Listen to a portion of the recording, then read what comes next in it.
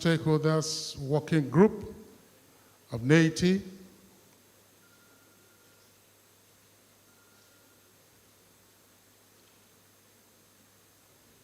His Excellency, the Ambassador of Belgium to Nigeria, the Chargé d'Affaires of Canada at the Canadian High Commission,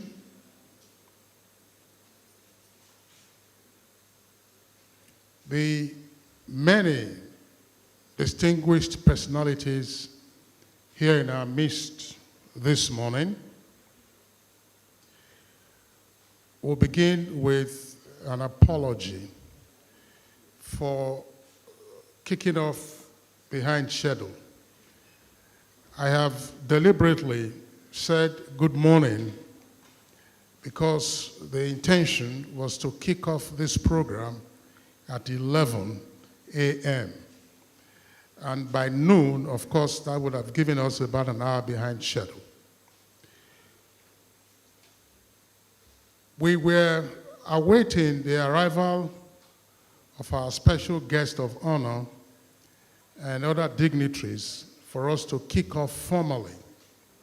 And the special guest of honor, as you know, is also the chairman of the National Stakeholders Working Group of Neiti, and he is also the secretary to the government of the Federation. But the SGF at this time has some other state engagements, and he has graciously indicated that we could kick off with the program and they would join us in the course of the proceedings, being the public presentation of the Neiti 2022-2023 oil and gas industry reports.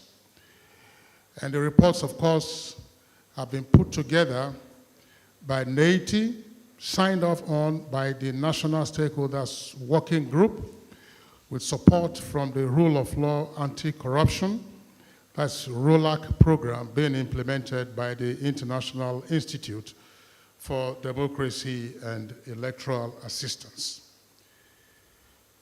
We will begin formally by rising for the national anthem. Please, let's rise.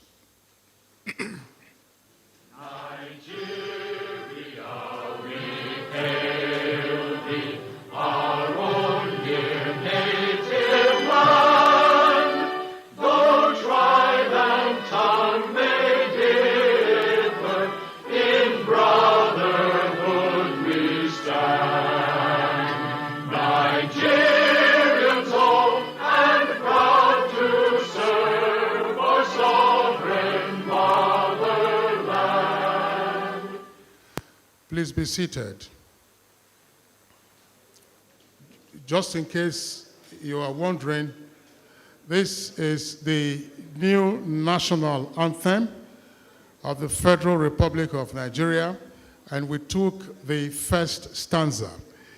A couple of days ago, at the Federal Executive Council, there was a resolution that for official functions and events, it is appropriate to take the first stanza only. But for some levels of state events, we'll take the three stanzas. But this event, of course, is no less important, but we've taken the very first stanza of the national anthem. Let me immediately recognize the other dignitaries who are here in our midst this morning. Earlier, I began by the general recognition of the dignitaries. We have with us distinguished Senator Benson Agadaga.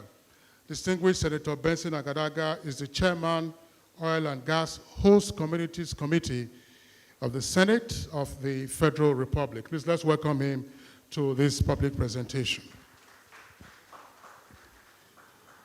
We also have distinguished Senator Ekong Sampson, PhD, is the chairman of the Senate Committee on Solid Minerals.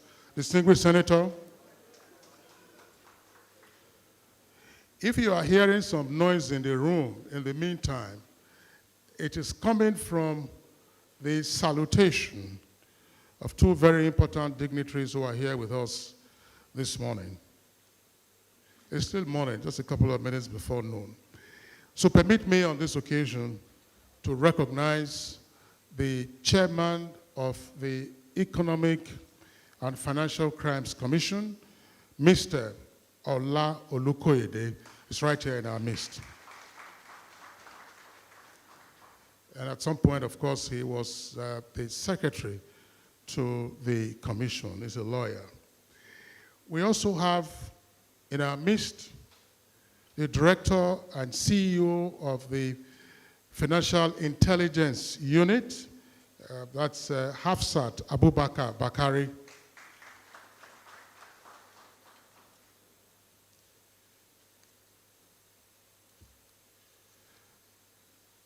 The alternate chair of the NSWG, that's the Neiti board, the seasoned ambassador now, of course, in retirement, Ambassador Matthew Sunday Adole, representing the North Central Zone in the Neiti board, on the Neiti board. The other members of the board who are here present at the moment include Professor Abubakar Muazu, is a member representing the Northeast Zone. Professor Muazu.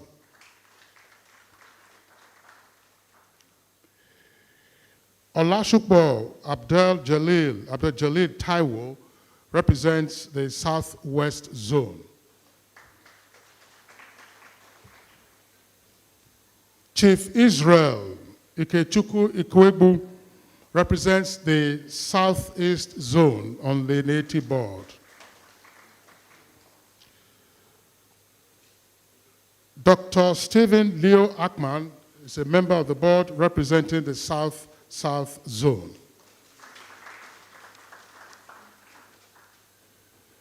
Engineer Mrs. Nkechi Isigwe, an extractive industries expert, is a member representing women and the geoscientists community on the board. We also have Mr. Dele Ayonleke, he's chairman, Miners Association of Nigeria, and he represents the extractive companies on the Neiti board, mining with particular reference. Permit me also to welcome at this time the chairman of OPTS, that is Oil Producers Trade Section, and under the Lagos Chamber of Commerce, Mr. Oganegweke Ajefia. Mr. Oganegweke Ajefia is a member also on the Neiti board.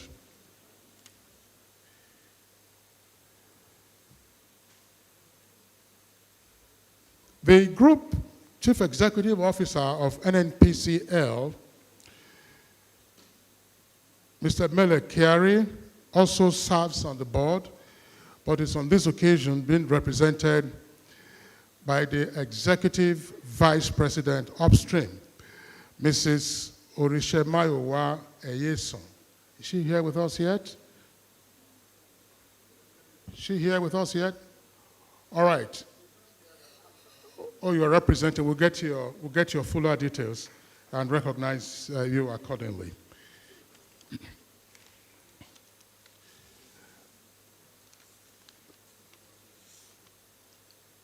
We also have in our midst His Excellency, the Ambassador of Belgium, Peter Lenkwet. Peter Lenkwet, the Ambassador of Belgium. Michael Murphy is the Chargé d'Affaires of the Canadian High Commission here in Abuja. Michael Murphy, please.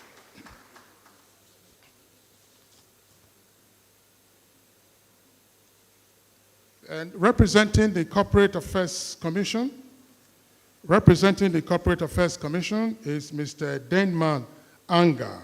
He's representing the Registrar General of the CAC. I haven't cited him, but let me just, we also have the Executive Secretary of the Nigerian Content Development and Management Board, Engineer Felix Omashola Ogbe. Engineer Ogbe, I see he was said to have been with us. All right, we just stepped out briefly.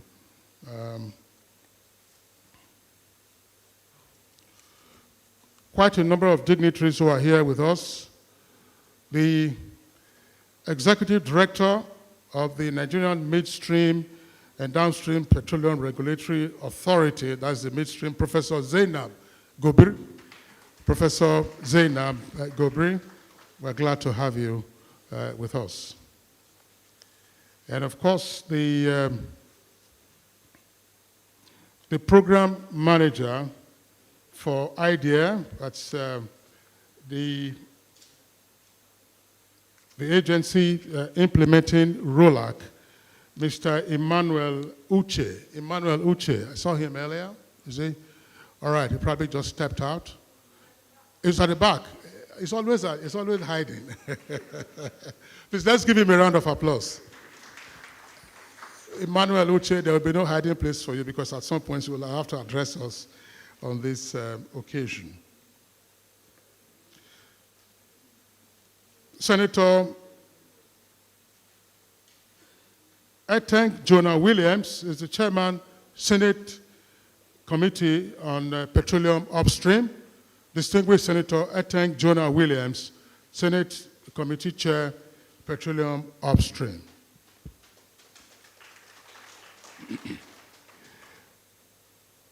And of course, the host for this event, a renowned broadcaster in his earlier career, formerly also director in charge of communications of Neiti, and has been executive secretary of Neiti for some years running now. It's put all of this together with the support, of course, of his directors, management, and staff, as well as IDEA and other funders. Distinguished guests, ladies and gentlemen, please let's welcome Dr. Oji Ogbonaya Oji, Executive Secretary of Neiti and Secretary to the board. We will have some further recognitions, but the Executive Secretary is here now to give us his welcome remarks. Please, you'll have to pardon us. We had some housekeeping to do with the bank of microphones, and as you could see, it doesn't look quite tidy, but we have to make do with what we have. Thank you very much. The ears, please. Thank you very much, Kinsley. His Excellency, the Secretary to the Government of the Federation and Chairman Neiti Board, expected here any moment from now. Distinguished senators that are here present and chairmen of relevant committees in the National Assembly.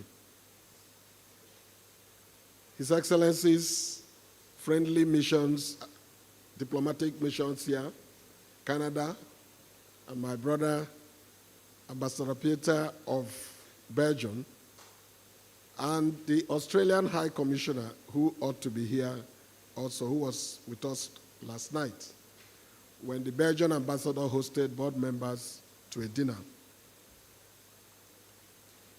My brother, heads of agencies that are here, especially the executive chairman of the EFCC, you're most welcome, sir. My sister Hafsat of NFIU, professor, the only professor in NMDPRA, Professor Gobe, and I can see the chairman, House Committee Downstream, Honorable Ugochinyere Ikenga Imo, who is just walking in. is the Chairman, House Committee on Petroleum Downstream. All heads of agencies here, my colleagues on the board, the alternate chairman, members of the board, leaders of the civil society here present, extractive companies, heads of government agencies and representatives, distinguished ladies and gentlemen, my colleagues in the media. It's my great pleasure to welcome you to this very important event, the public presentation of the 2022-2023 Oil and Gas Industry Report. This event is very significant milestone in our ongoing efforts to foster transparency, accountability, and good governance of Nigeria's oil, gas, and mining sector. And there is little we can do without information and data. This report, produced by Nigeria Extractive Industry Transparency Initiatives, comes at a critical time when the nation is intensifying its reforms in the sector.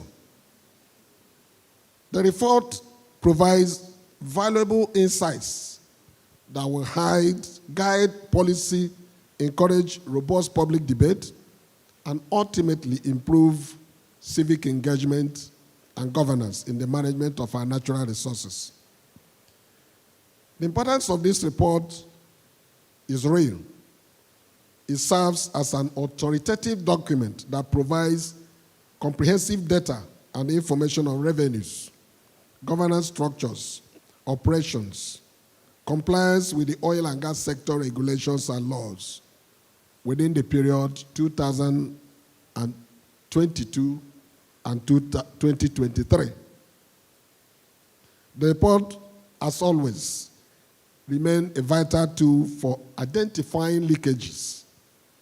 And this report did identify a lot of leakages, improving revenue collection and promoting resource management reforms.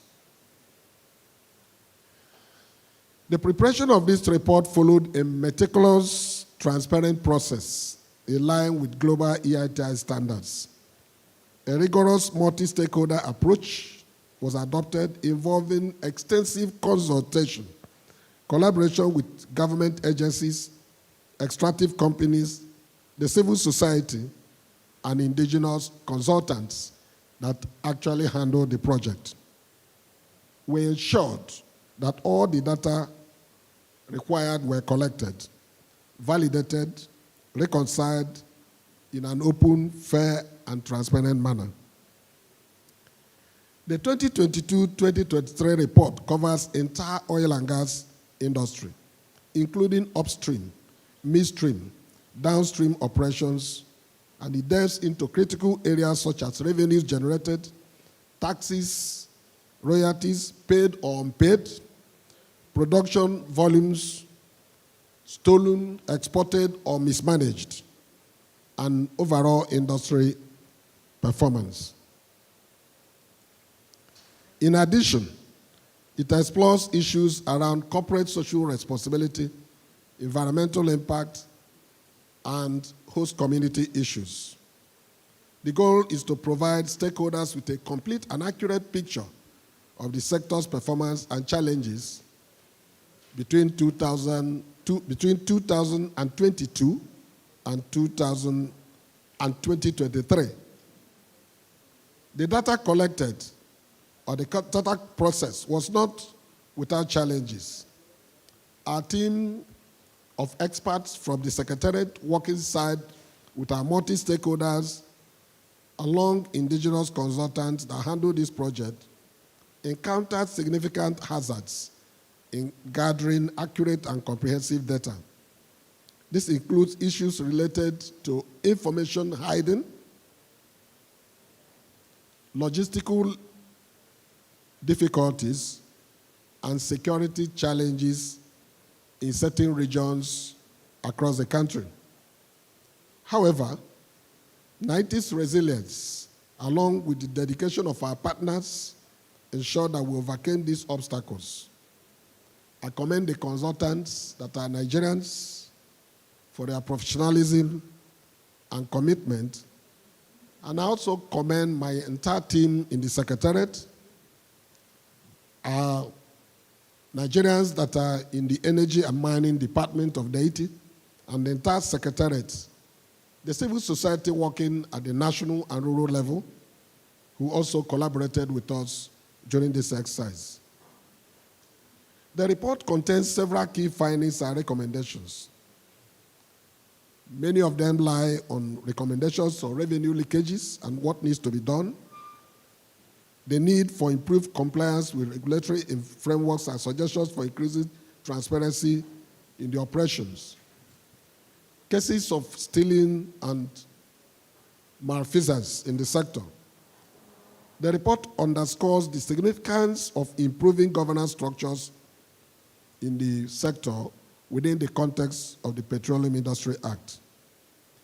As we present this report today, I urge all stakeholders, government agencies, civil society organizations, the private sector, the media, heads of agencies that have a duty to enthrone sanity in our society, to find this report a reliable tool of engagement. Your role in ensuring that the recommendations in this report are implemented is very crucial. The report is not just a document, it's an invitation to action. We must collectively ensure that the findings and recommendations are translated into policies that will drive the needed change in the sector, ensuring that the wealth derived from our natural resources are of benefit to all Nigerians, not just a few. In conclusion, I would like to thank the federal government of Nigeria under President Bola Ahmed Tinubu and his team, the chairman of our board and secretary to the government of the Federation, all the extractive companies and the civil society for sustaining Neiti's independence. None of these stakeholders interfered with our work. I therefore welcome you and ask that as we end this process today, the beginning should move along with remediation, ensuring that what this report is talking about is translated into action and visible impact in the life of Nigerians. Once again, I would like to welcome you, and I thank all our partners who have kept faith with us. And I would like to thank especially our development partners, Ideas Age, international idea that is implementing the rule of law and anti-corruption project of the European Union. They have been there for us, and they have been supporting all our engagements across the country. We remain indebted to them, and I think their head of projects that is here, Emmanuel Uche, should please stand up for recognition. Mr. Emmanuel Uche.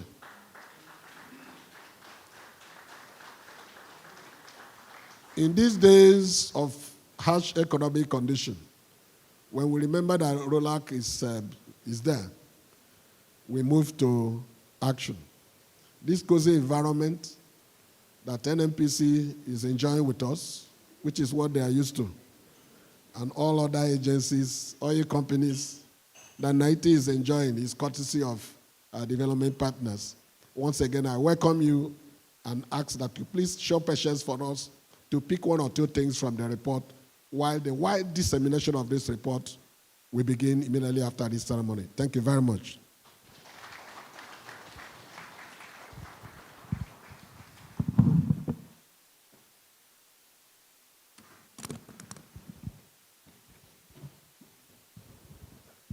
Thank you very much, Dr. Oji Ogbonaya Oji, Executive Secretary of Neiti.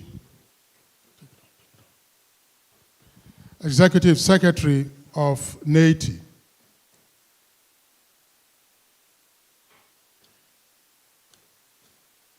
You know, at an event like this, you cannot immediately recognize all the dignitaries who are present. And so no offense is intended if there was an earlier apparent omission. I did say before inviting the ES to give his welcome remarks that we would, of course, continue to recognize the dignitaries who are in our midst. On which note, I would like to respectfully recognize two members of the Neiti board, that is the National Stakeholders Working Group, who are here in our midst. She's representing the civil society organization on the Neiti board, and she's Dr. Erisa Danladi Sarki. Please let's welcome her. There's also another very powerful representative on the Neiti board, because he represents the industries union in the oil and gas subsector of the extractive industries. Comrade Williams Apureha, President NUPENG.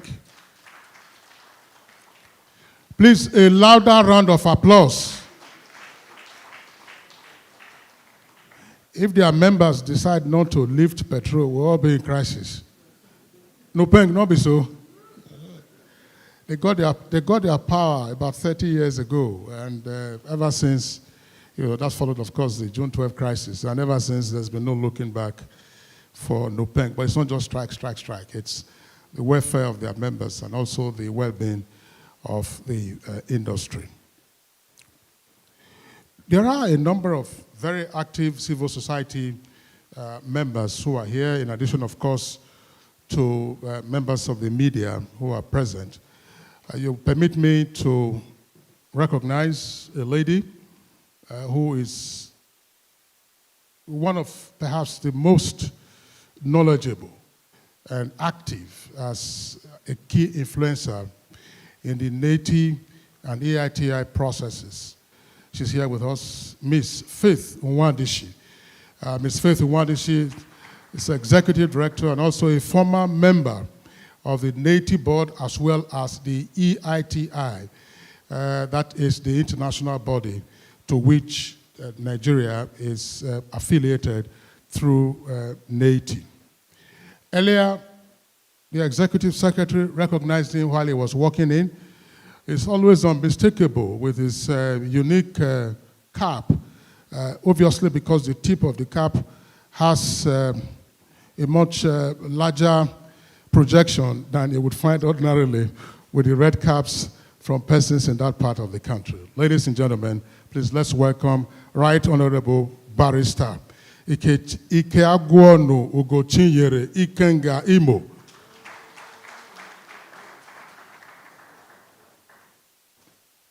Is the House Committee Chairman on Petroleum Resources Downstream. And ever since he came on board, he has been instrumental to seeking leverage for Neiti in the National Assembly. I also like to recognize at this time Mr. Oke Epia of Order Paper. Oke Epia, Order Paper, where is he? That's right, over there. Please let's welcome him. Dr. Dauda Garuba, Executive Director, CDD. He had worked for many years also in Neiti. Paul Ogu is here in our midst. Hajia Safina Tusani, representing women in mining. Hajia Safina Tusani, please let's welcome her. And from the University of Abuja, Dr. Motari Lawal. All right. We'll have some more recognitions, but I'd like to just underscore perhaps the significance of today's event. Over the years, I've had the privilege of being associated with Neiti and its many functions and activities.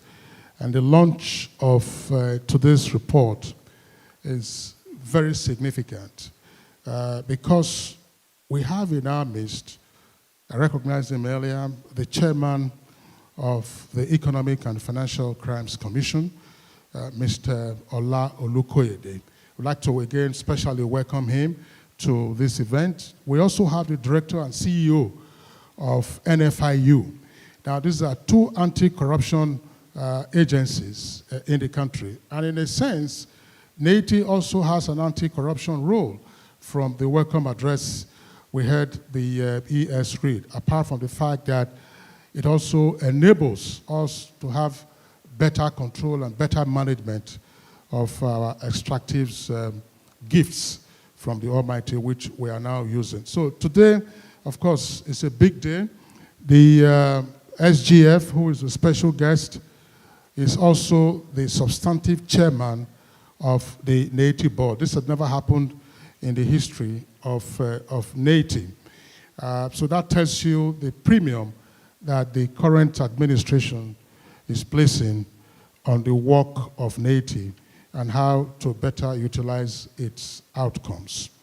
Let's proceed now to take some goodwill messages. And it's my pleasure on this occasion to invite the representative of the companies, and that will be Oil Producers Trade Section, who is the chairman of the section, Mr. Orenegweke Ajefia, is also a member of the Neiti board, to deliver a goodwill message on this occasion.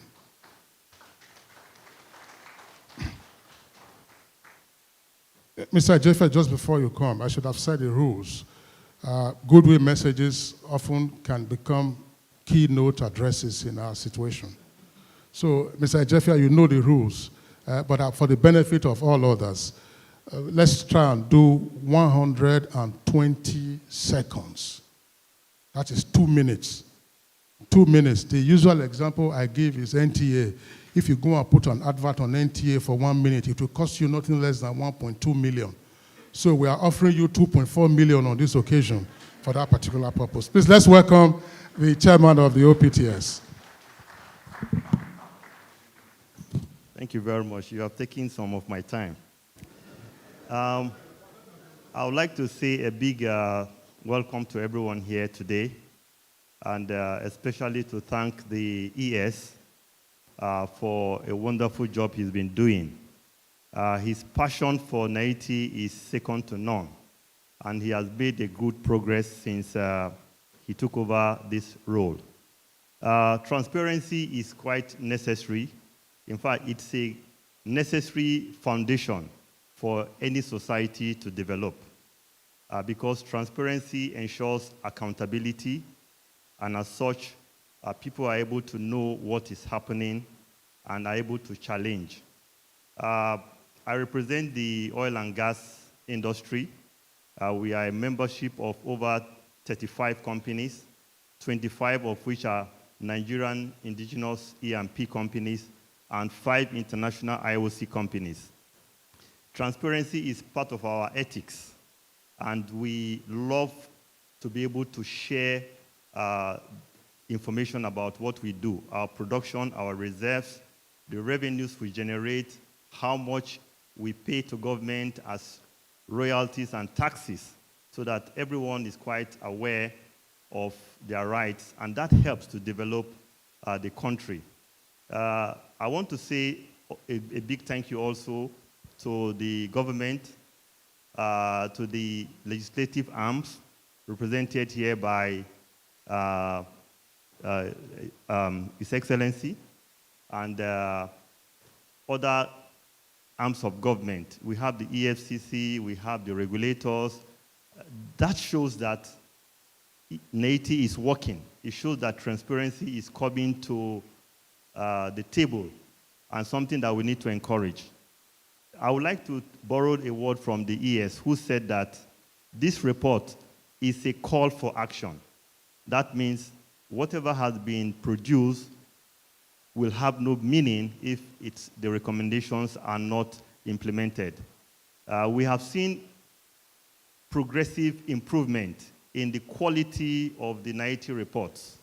And this is a trend we want to see continue as we go further. So once again, welcome to this occasion, and I wish us a happy and successful deliberations. Thank you.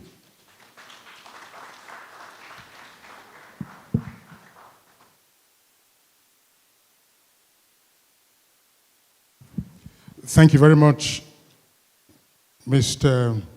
Ajefa, the chair of the OPTS, that is Oil Producers Trade Section.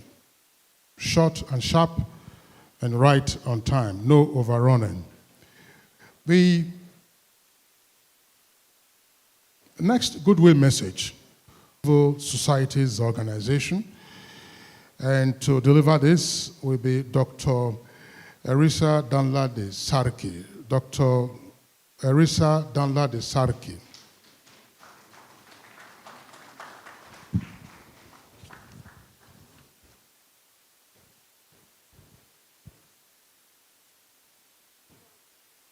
If you do more than 2 minutes, there will be a fine imposed on you.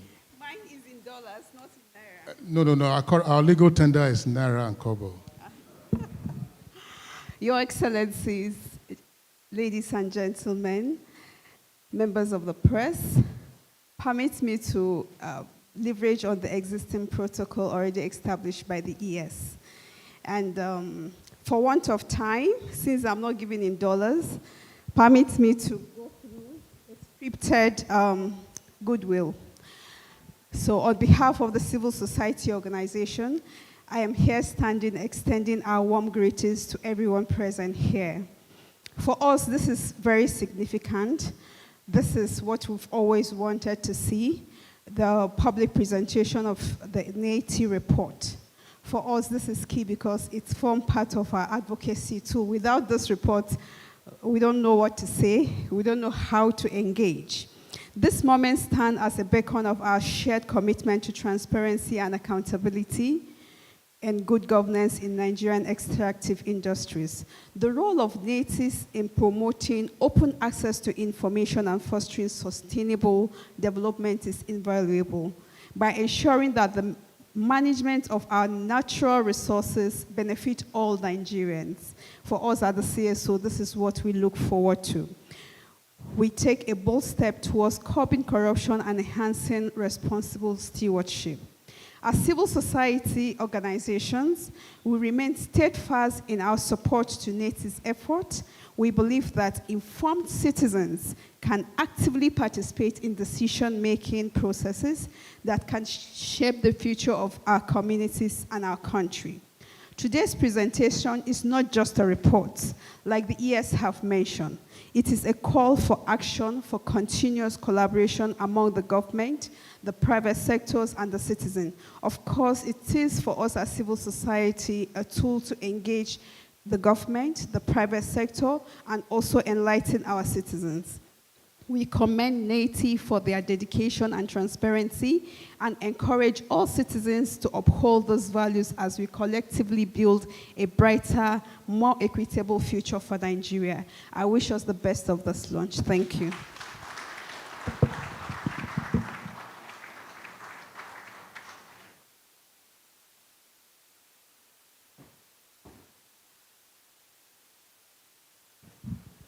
Thank you very much, Dr. Erisa Danlade Sarki, for the goodwill message. We will take another goodwill message and thereafter have some recognitions before we get remarks from the RoLAC representative. From the development partners on this occasion, would like to respectfully invite His Excellency, the Ambassador of Belgium to Nigeria, His Excellency Peter Lenkert, to deliver his goodwill message on this occasion.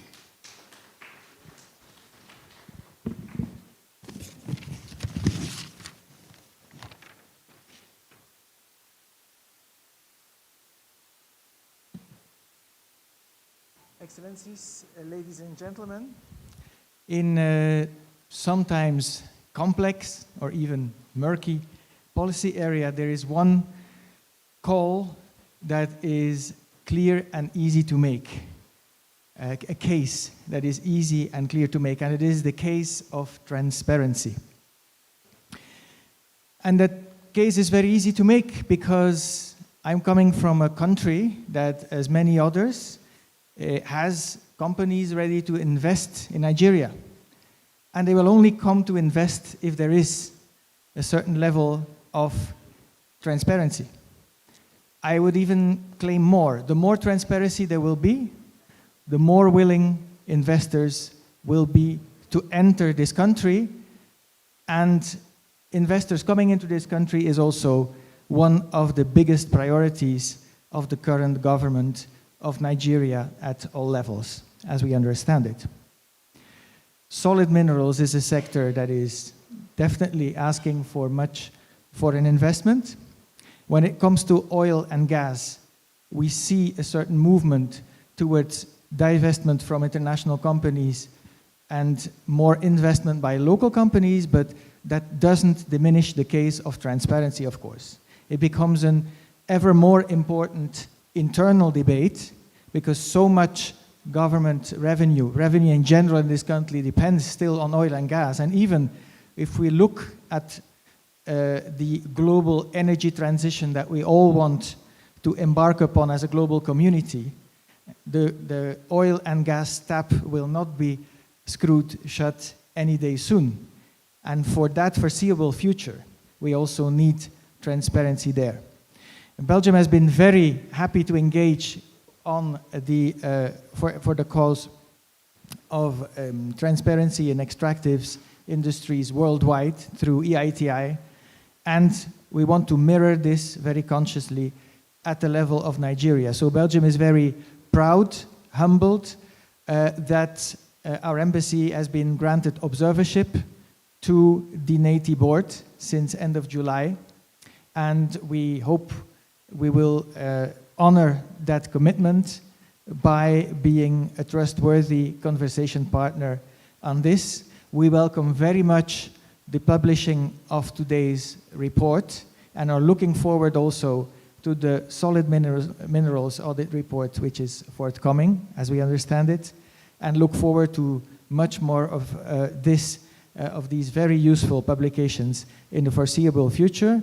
We commend Neiti for the work that has gone into these reports, and also I want to especially salute the person who spoke before me, Dr. Irissa, who comes within the Neiti board with a special democratic mandate.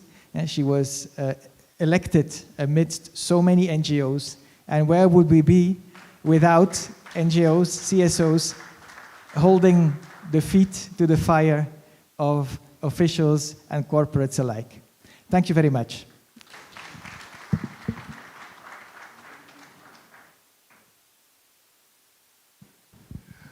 That was the ambassador of Belgium, Peter Lenkot. I hope I got the pronunciation right, more or less. Okay. I'll strive to get the pronunciation right. But I will also, Your Excellency, you will permit me, I will write out a couple of Benin names so that you have some tongue twisters. Tongue twisters. Osamonyi, Gareba, Kaladiran. These are That's from the old Benin Kingdom. Thank you very much, Your Excellency, for the goodwill message. Very quickly, please permit me to recognize some other dignitaries who've been with us since this program started. Earlier, I introduced and also recognized the presence of the NNPC, but of course, I was later informed that the group CEO wasn't immediately available, but I sent the Chief Compliance Officer of NNPC, Nasir Usman, to be with us on this occasion. Nasir Usman, thank you very much for being here.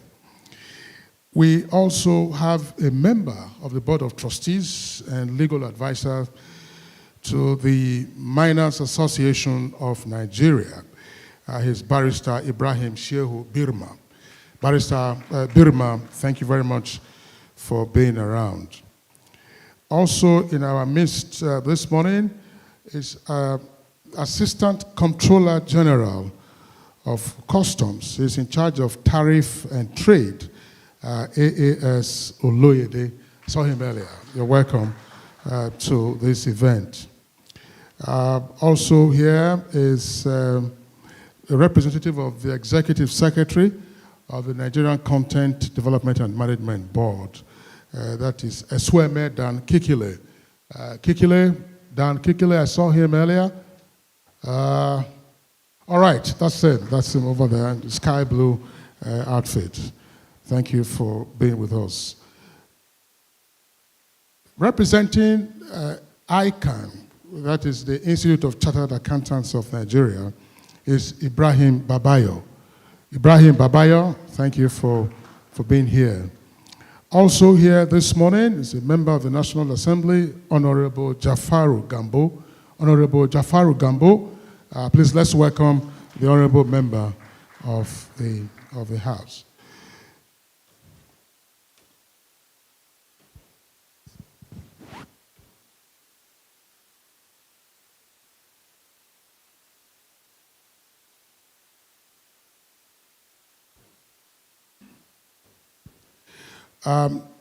So, Your Excellencies and very distinguished senators, honorable members, ladies and gentlemen, we're slightly tweaking the program. We're going to almost immediately invite the remarks by the RoLAC representative, but we will tarry a while and therefore take a couple of other goodwill messages, considering the very important role that they play in helping to echo the findings contained in the Neiti reports. I would therefore first like to welcome Right Honorable Ugochinyere of the House of Representatives to please come forward and then give his goodwill message. Honorable Ugochinyere, please, let's welcome him. Let's welcome him to the podium.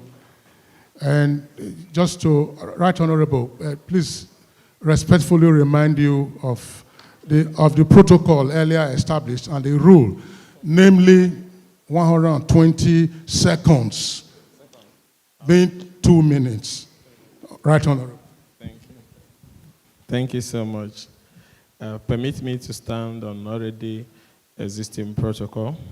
But let me appreciate Neiti, development partners, and also the Executive Secretary for the good work that you have been doing. And also appreciate the EFCC Chairman who is here today.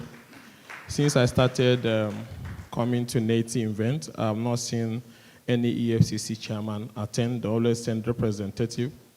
But the bulk of their work, which is economic crimes, the data to do that work comes also from the work that Neiti is doing. So, Mr. Chairman, appreciate your presence.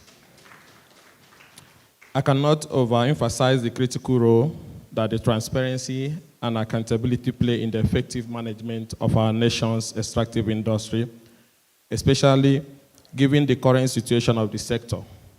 The 2022 and 2023 oil and gas industry report, with the addition of report on the mining sector, is laudable and will not only enhance our understanding of the interconnectedness of these industries, but also provide valuable insights that can drive strategic investment and policy decision.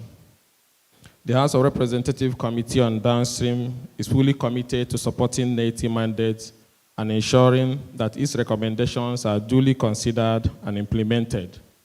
Reports like this will definitely come handy to help our committee in carrying out its legislative functions. As a committee, we are currently working on amending the Neiti Act to strengthen its legal framework and enhance its effectiveness. This we have demonstrated through a bill seeking to amend the Neiti Act to provide that the Neiti board shall not be subject to interference from government and other related matters. This bill, which I sponsored, was read for the first time on Thursday, 6 June 2024.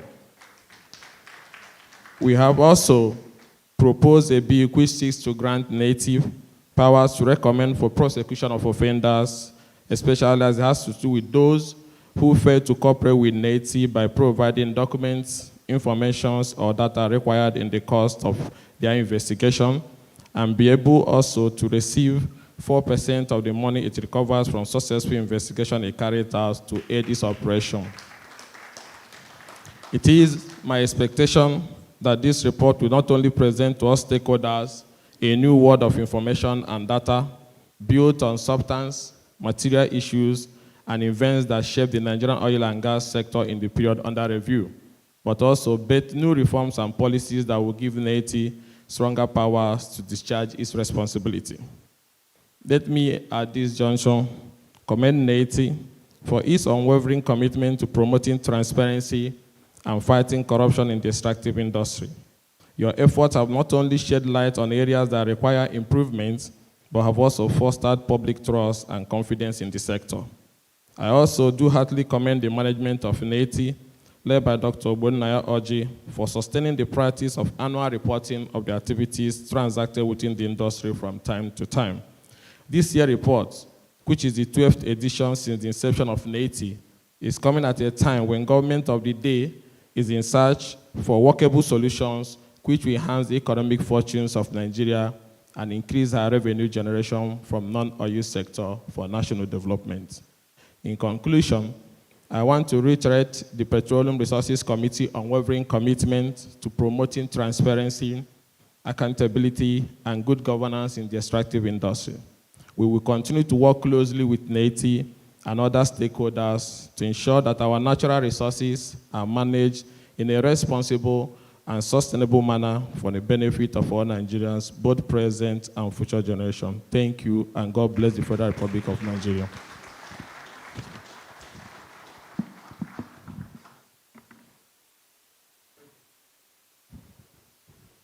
Please, a much louder round of applause for Honorable Ikenga Ugochinyere, Chairman of the House Committee on Petroleum. I'm sure that there are a number of takeaways from his goodwill message. Neiti itself has been on the campaign for many years running now for it to have adequate funding.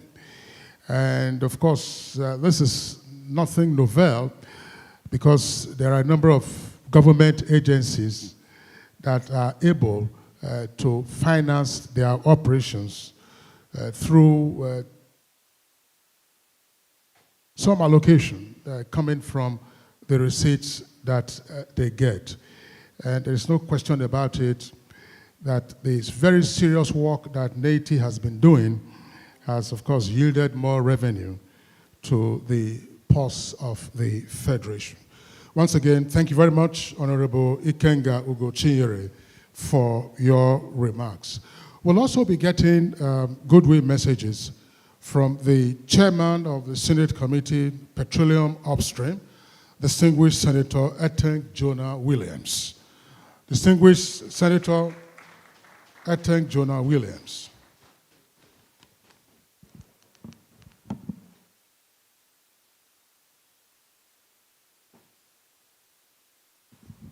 Thank you very much.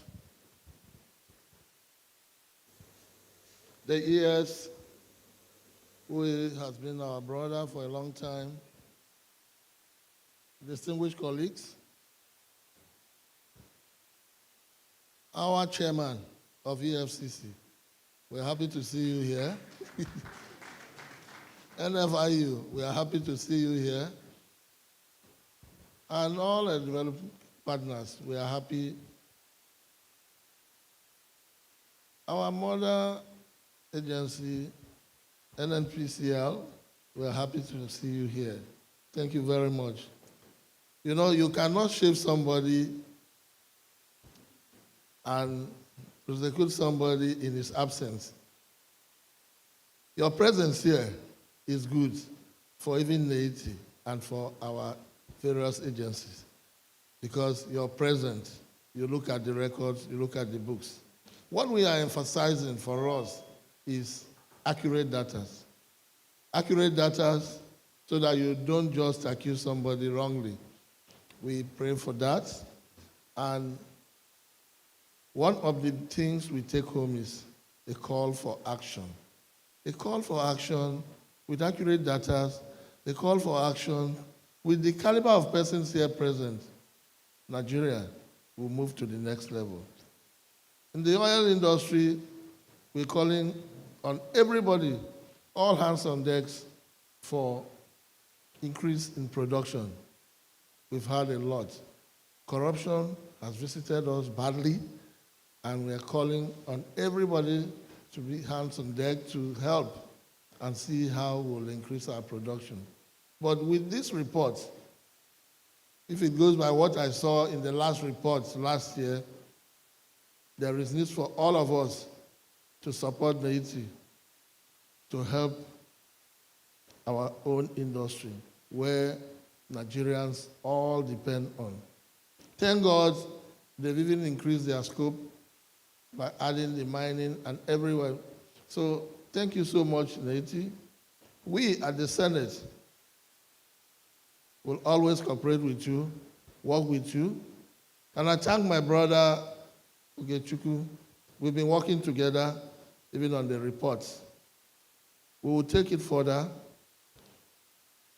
There is a law that anybody, when you're trying to get an information that refuses to give you accurate information, can be prosecuted.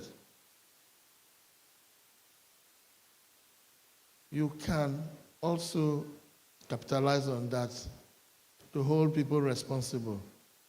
This is an act for us to hold people responsible in their actions.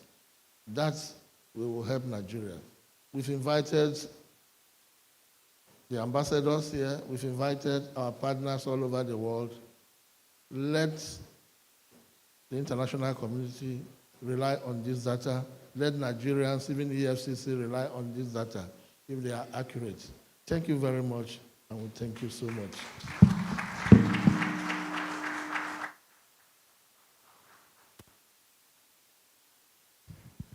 Thank you very much, distinguished Senator Eteng Jonah Williams, for the goodwill message.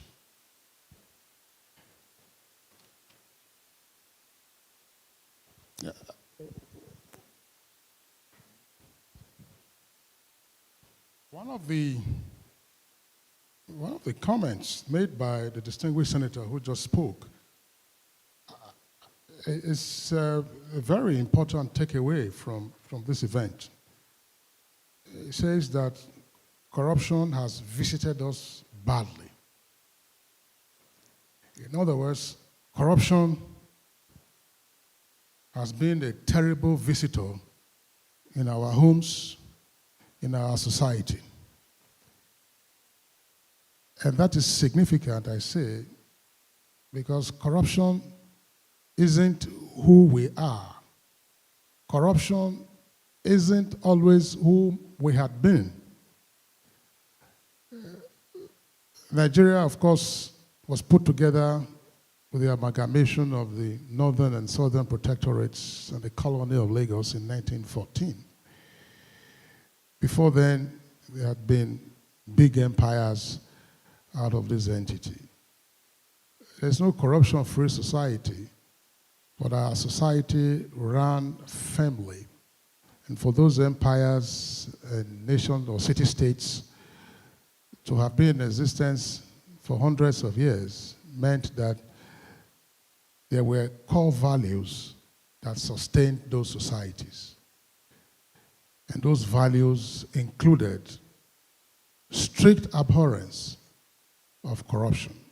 But unfortunately, this has been a visitor in recent times, and all those who are involved in seeking to banish the visitor from our midst are continuing to do a terrific job. And we do hope that with the collaboration and cooperation of us all, we will overcome. Thank you very much, distinguished Senator, for reminding us that corruption has been a terrible visitor in our midst. Very quickly, let me recognize others who are also here in our midst. I'm sure you all know now that with the coming into force of the PIA, that's the Petroleum Industry Act, we now have the upstream and midstream, and of course the NNPCL. The director in charge of development and production at the Upstream Commission, Upstream Regulatory Commission, Mr. Makjaja Emmanuel, is here in our midst. Mr. Magjaja Emmanuel, please let's appreciate him for his presence. There are also, very quickly, a number of the top management of Neiti whose work is part of the product that we are launching or presenting publicly presently. And I'll therefore go through the names of the three of the directors. And please let's recognize Dr. Data Basi, MNI, Director, Policy Planning and Strategy Department at Neiti. Dr. Data Basi. Mr. Balarabe Saad is Director, Energy and Mining Department at Neiti. Balarabe Saad, yes. And Director in charge of Procurement, Mr. Abubakar Ahmed Husseini, is also here in our midst. So, ladies and gentlemen, once again, Your Excellencies, thank you very much for your patience. We are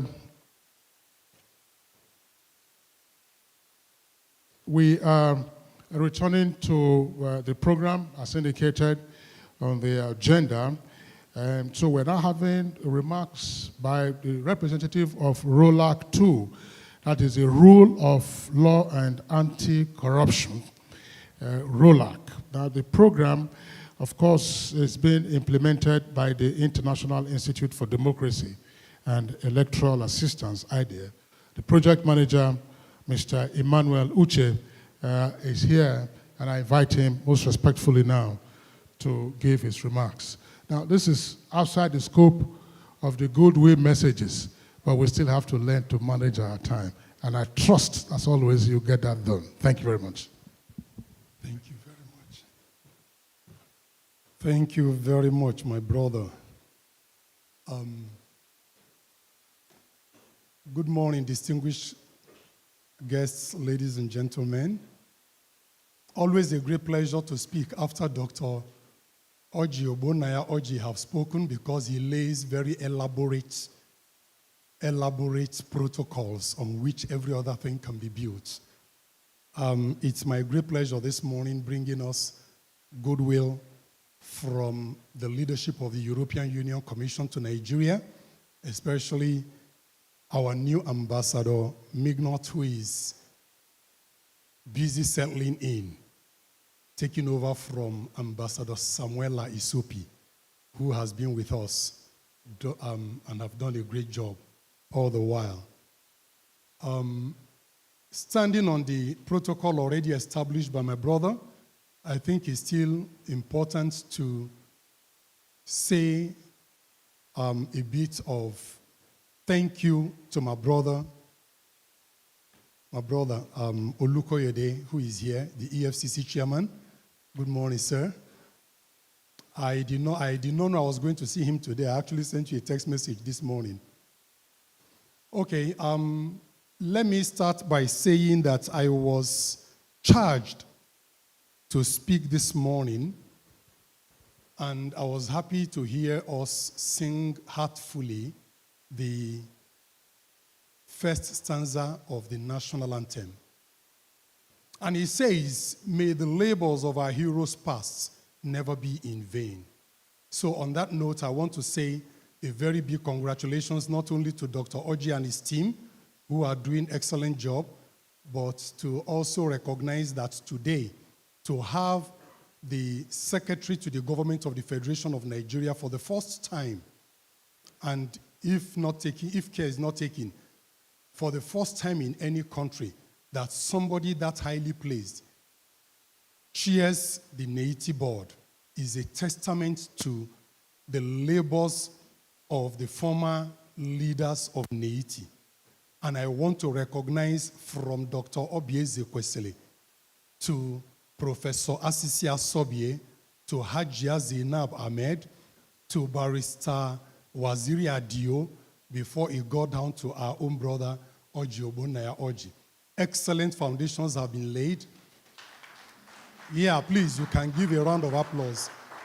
And I want to say in very clear terms that the leadership of this particular agency by the Secretary to the government is both a statement to the high premium the government places on Neiti and its work, as well as increasing recognition of the job that you all do.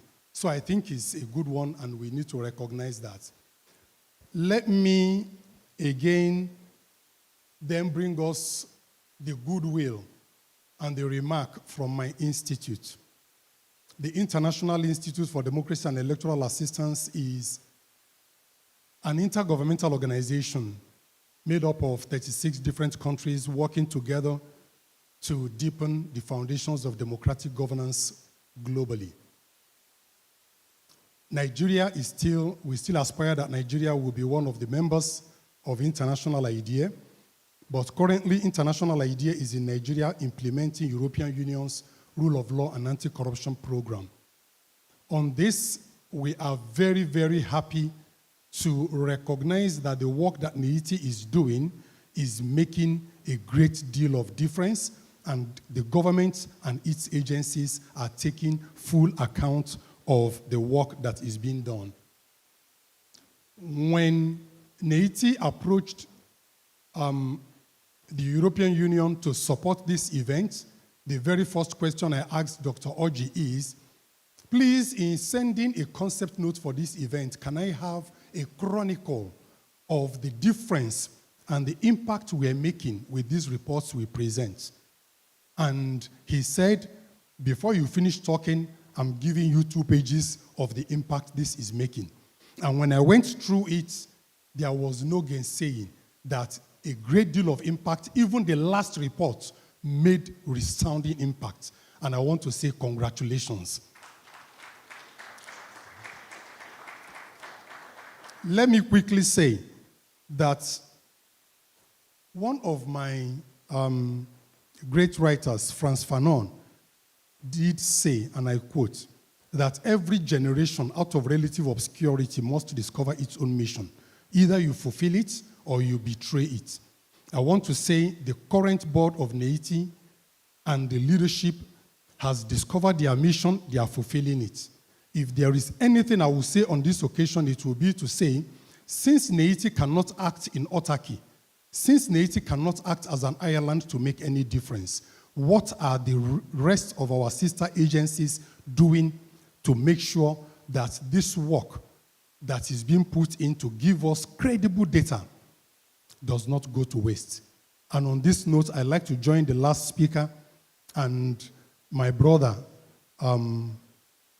Honorable Ugochinyere. Thank you very much for recognizing that it's important to have the leadership of our different agencies. And I also want to thank Hajia Hafsat Abubakar. Thank you very much for making it from the NFIU, and I sincerely look forward to greater collaboration, greater partnership with the rest of the agencies so that we can make a difference for our country. Thank you very much, and God bless you.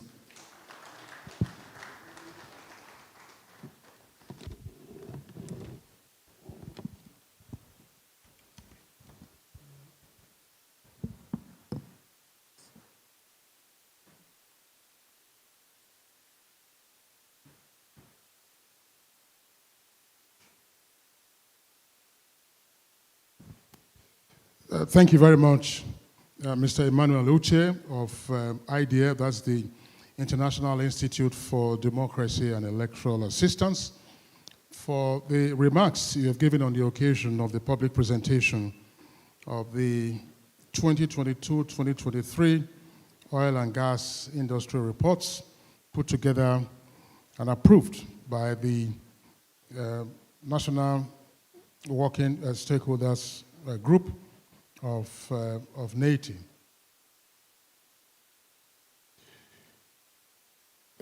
There's a slight amendment one more time.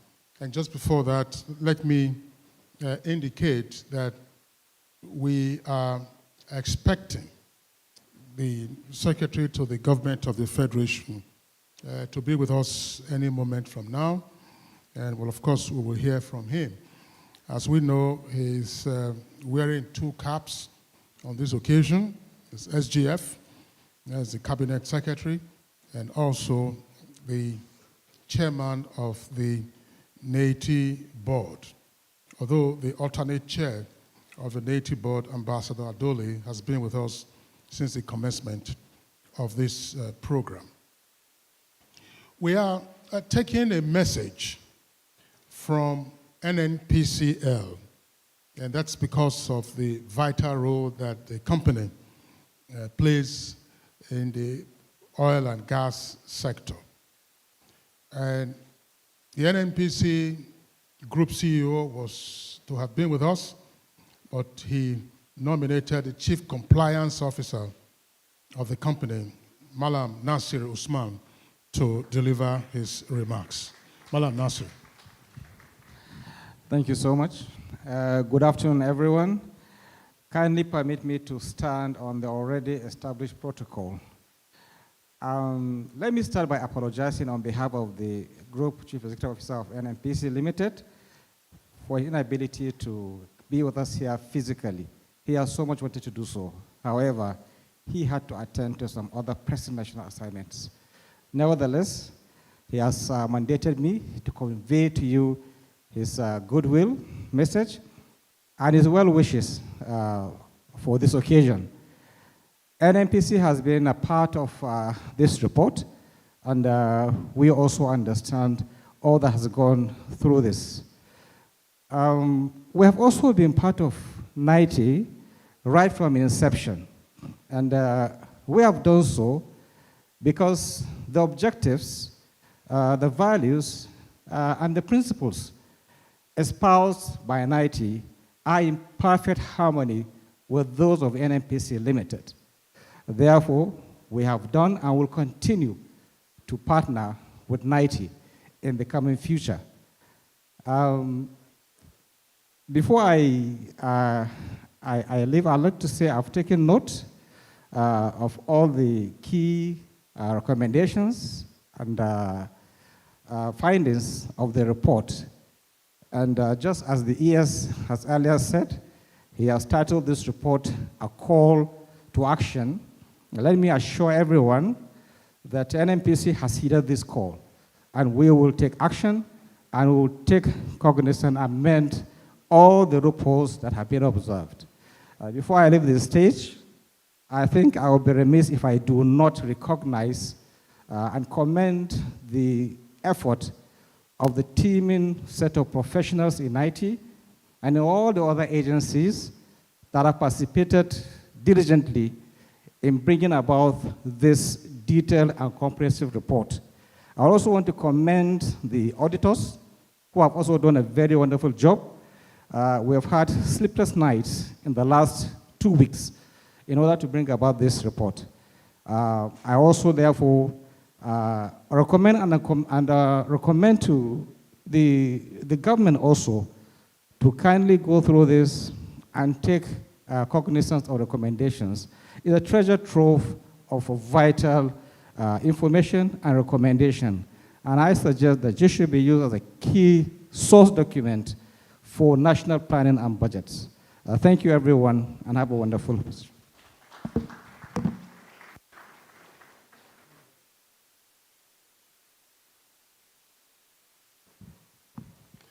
Thank you very much, the Chief Compliance Officer of NNPC, for the message you have just delivered.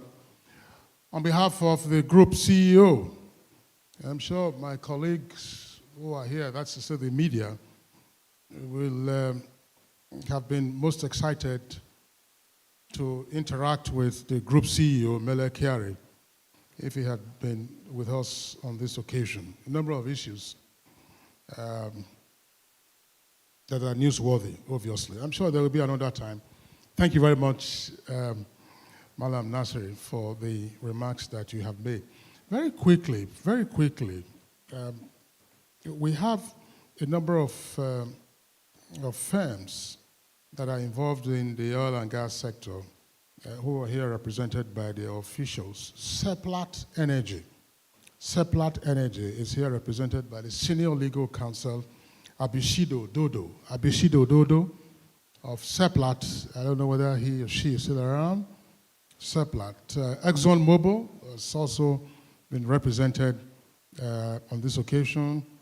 Eni and Ajip, Exploration Division Manager, is also here, and AMUI International Petroleum, the consultant, has been in our midst.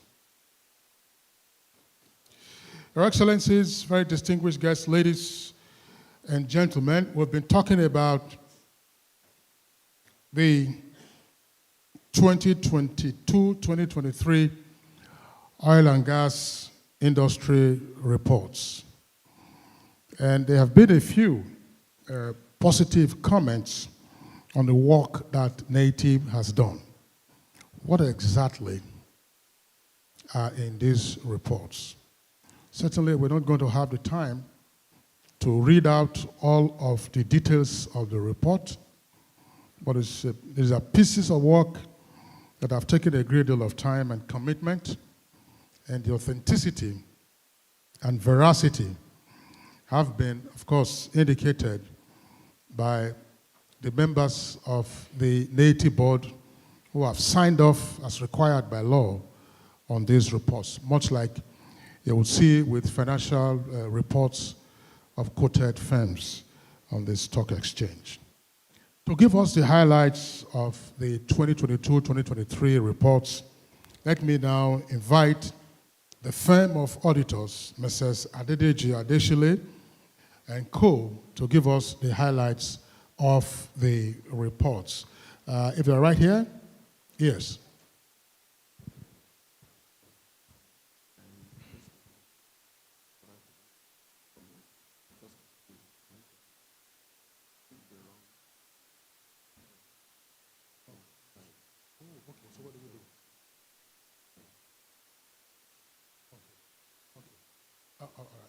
Okay. The executive secretary has just informed me that the slides that were to be used for the highlights are apparently corrupted. So they're trying to get a replacement slide from their back end. And I'm sure they'll get that sorted out shortly. And once they do, after the highlights of the reports are presented, and if it's not here just with us yet, we will of course have the privilege of inviting the executive chairman of the EFCC to speak to us on this occasion, and thereafter launch the reports. As you can see, they are still draped on the table just in front of the front row.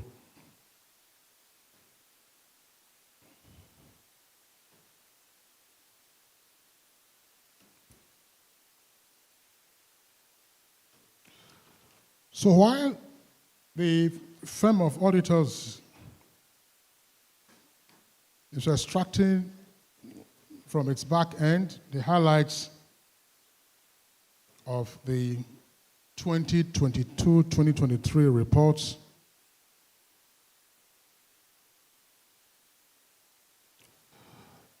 let me take the privilege, Executive Secretary. I don't know how long that's going to take.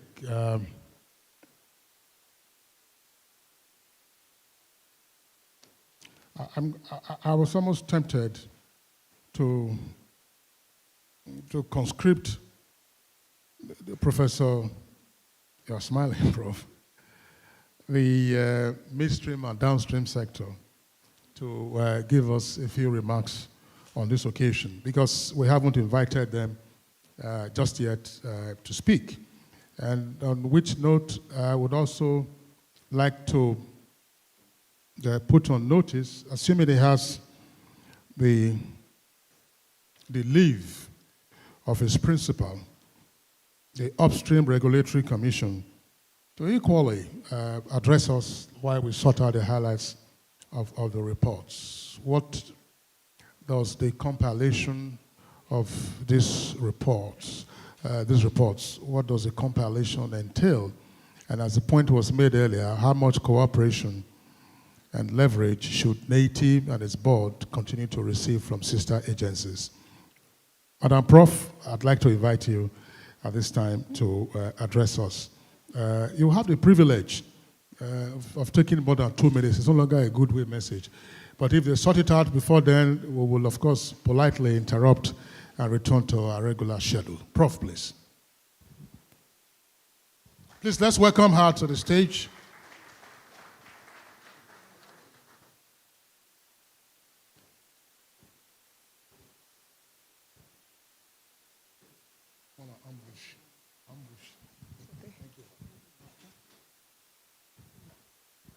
Your Excellencies, good morning to everyone. I'd like to stand on existing protocol.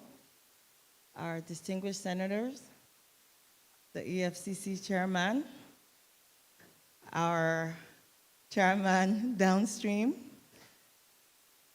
our Pengasin and Nupen group, women in the audience, Controller General of the Customs, Group CEO being represented by the Chairman of Compliance, meaning you keep everything in order, the NUPRC. Thank you so much for this last-minute opportunity to speak. I wasn't prepared. However, I would like to say that the authority, Alhaji Engineer Farouk Ahmed, has always taken the assignment of Neiti very seriously. About 6 weeks ago, when we were doing the reconciliation, my boss was still up 3, 4 a.m. working with us to ensure that we deliver this mandate. We take Neiti's assignment very seriously. We are your partner in this success, and we're the partner of all other agencies that we collaborate with. The NMDPRA is here and committed to the success of Nigeria, and we're also committed to delivering to Nigerians. On this note, I'd like to say thank you very much for the opportunity to speak. I'm not much of a talker as a person, so do forgive me, and then I was not prepared. But thank you so much for the opportunity again. God bless.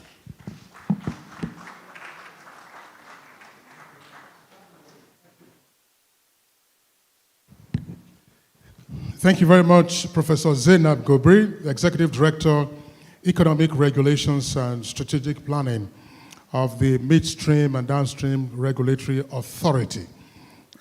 Impromptu, but of course your message has been very well received by the audience, and it will go far and wide. I'd like to appreciate you one more time. Earlier,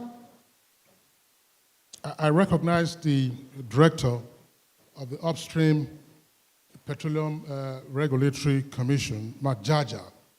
Majaja, if you're here, please join us and let's have a message from the Upstream Regulatory Commission. Please, let's welcome him to the podium.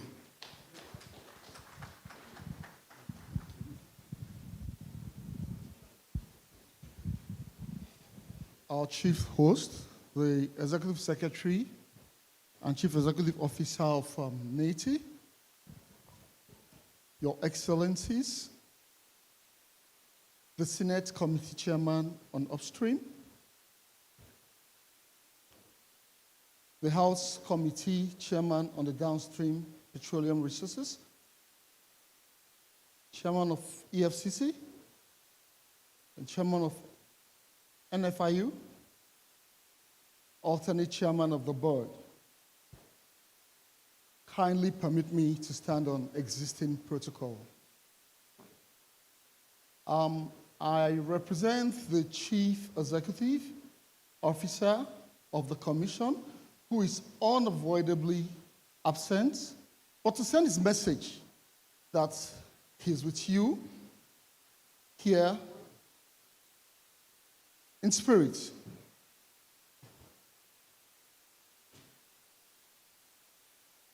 I want to use this occasion to congratulate the board, the management, and the staff of the Neiti in the compilation successful completion and launch of the 2022-2023 oil and gas industry report. The importance of this report, we all know, cannot be overemphasized. Over the years, we've had a great level of opacity in the operations of the oil and gas industry. And with the advent of Neiti's report, it has gone a long way in clearing out this problem. We have seen progressive improvements in the reports over the years. And as such, we commend the present management and staff of the Neiti. At the Commission, we're highly committed to ensuring Neiti delivers its mandates as enshrined in its act. Over the years, we've been a rallying point in information from the upstream oil industry, point of data validation, and all information needed. We've been a center focal point for the coordination and the activities of Neiti and the E&P companies we regulate, here represented by the chairman of OPTS. We want to state our commitment in even improving on this collaboration to help create the much needed accountability and transparency in the oil and gas industry. As you all know, we crave for foreign investors, increased investment to enable us create value for our huge oil and gas resources. So today, I bring the good tidings and the commitment from the management led by the Commission Chief Executive and the staff of the NUPRC. We will continue to do our best to ensure accurate and timely provision of data to the Neiti in the fulfillment of its responsibility. Once again, I want to congratulate the Neiti and thank you and wish us all a fruitful deliberation. Thank you very much. Thank you very much, Mark Jaja Emmanuel, Director of the Upstream Commission, Upstream Regulatory Commission, for, again, impromptu remarks on this occasion. I'm sure that if you visit the Neiti website or their offices, you would have access to a number of their publications, quite aside from the yearly reports that we are launching today for 2022 and 2023. Some of these reports, policy papers, and occasional paper series include, for instance, averting illicit financial flows in Nigeria's extractive industries. You also have a report on a framework for environmental reporting in the extractive industries in Nigeria. There is also the impact of mining on women, youth, and others in selected communities in Nigeria, as well as improving transparency and governance for value optimization in Nigeria's mining sector. So these are very valuable reports. There's no question about it for any investigator, for any academic, anyone who is serious about having deeper insights into Nigeria's extractive industries would find very useful information contained from cover to cover in the various Neiti reports. A great deal of scrupulous processes are undertaken, and the validation, of course, also takes place. Now, are we ready? Are we ready? Oh, all right. So, ladies and gentlemen, Your Excellencies, let us, on this occasion, applaud Adedeji Adeshile and co, a firm of auditors, for quickly retrieving the highlights from their back end. And I understand they are now ready to make the presentation. We're sorry we took quite a while of your time, but please, let's appreciate him. Let me hear you clap so that, you know. You know, he himself has been standing for a while. And with the exception of a few of us who have been standing up and walking around, most of us have been seated for nearly 2 hours. And there is a saying, as part of the health, safety, and environment procedures now, that sitting is the new smoking. So may I respectfully request that we all stand for a while. Let's appreciate ourselves for our patience, for our tolerance, for our listening ears.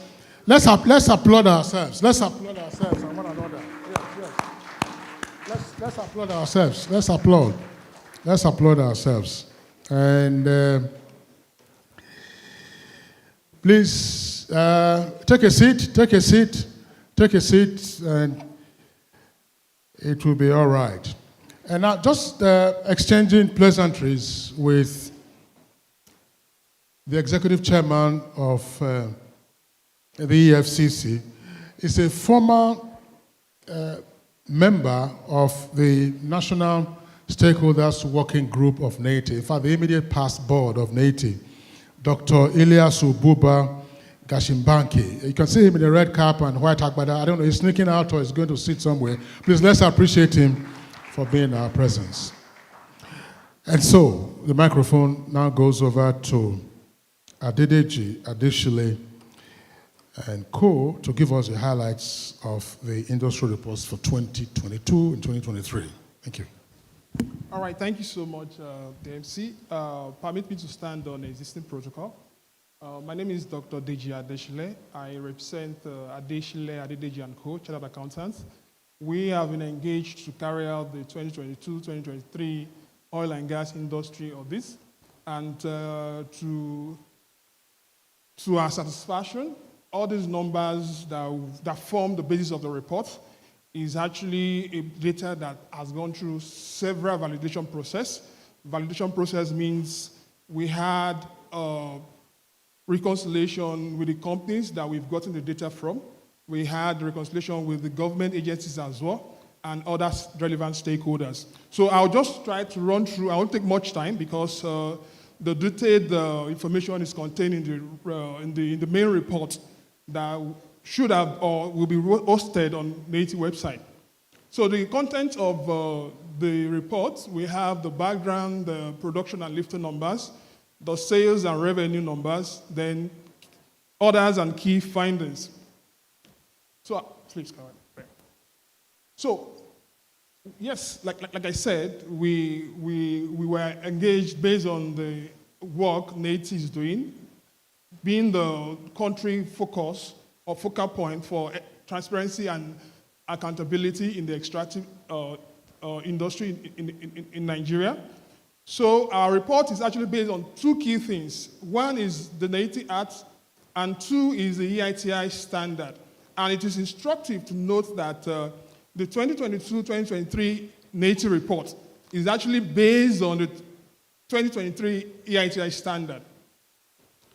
Then we take cognizance of the EITI 2023 validation report because there were some gaps in the report, which our 2022-2023 Neiti report has actually helped to reveal how we can cover those gaps.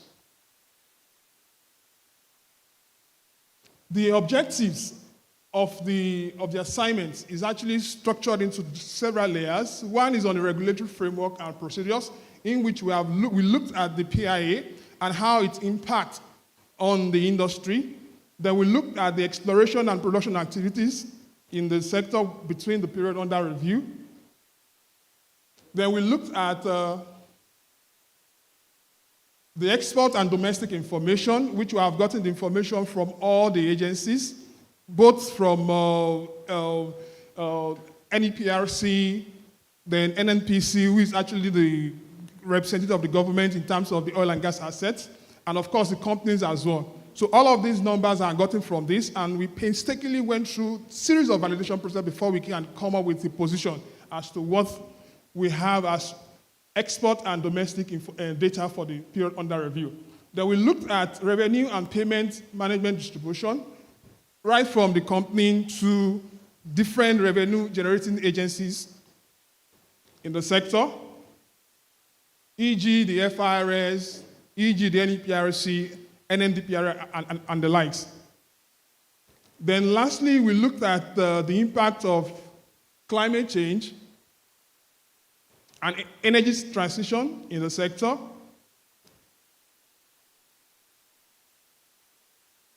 And lastly, contribution to the economy. Then outcome and impact as relates to the recommendations that we have actually identified that we said it is a call to action. Then the scope of work, it's actually based on 6 phases. First is the preliminary activities, which actually led to us having submitting or having an inception report, which actually scoped everything we've done or we intend to do. Then the second phase is on contextual information. Contextual information, we went through different processes, and at the end of the day, we came out with a contextual report. And the contextual report contains all the legal and regulatory framework in the sector. Then the third phase is on data collection. Data collection starting from data workshop, trying to enlighten the companies and the government covered in the audit on the process and how we want to, or we intend to carry out the assignment. We designed a audit template, audit data collection template, audit request checklist, and all of those things form the basis of how we got our data processed and forming the basis of the report. Then on the fourth phase is the reconciliation. We don't just throw out the numbers. We subject it to different validation, just like I said, just to emphasize the quality, how reliable the data are. It's not just a one-sided data. We ensure that the data actually reconcile with relevant stakeholders in the sector. Then the fourth phase is trying to investigate discrepancies in the event, because we said 0.5% as the minimum that we should have. When there are discrepancies that's above 0.5%, we try to investigate, try to understand why those numbers are in variance. And if you look into our report, our recommendation, key recommendation is that there's need for more data synchronization, because data from companies down to relevant government agencies should be able to speak to each other. Then the fifth phase is the final reporting, which output is what we are celebrating today. Then the last phase is having the 2022-2023 oil and gas industry report. Then the covered entities, we have the revenue we've covered is structured into 2. One is what we call reconciled revenue streams, 18 of them, and then unilaterally disclosed 13 of them. So these are the revenue stream we've covered, which the details is actually contained in the main report. Then an overview of the entities we covered, 78 private companies structured into different production arrangements, the JV, joint ventures, the PSC, production sharing contract, the SC, the service contract, the marginal fees operator, and the sole risk operator. Then we have one bilateral arrangement between the Nigeria and South Tome and Principe. Then we have 6 revenue collection, 6 revenue generating agencies of government, the likes of the FRS, NPRC, NCDMB, NDDC, Ministry of Finance for NES, then NNDPRA for other revenue from the sector. Then we have 3 others that we got information as to the environment from. Then we have one SOE, one state-owned enterprise, which is the NNPC Limited. And they were part of the process. And I actually glad to say that they hold up to the recommendation, and which we think if we actually implement such recommendation, it will aid more transparency and accountability in the sector.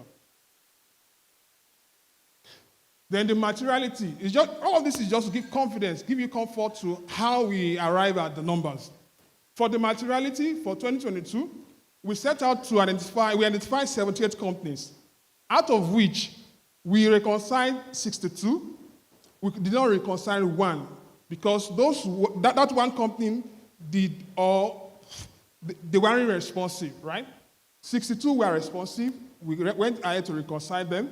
Then the 15, we did not reconcile those ones because they were not in production. So we felt there's no need to, or we concluded that there's no need to bother them because they were not in production. And one of the bases of bringing companies to the process is when they are in production. Then for 2023, 78 companies was identified at the start of the audit.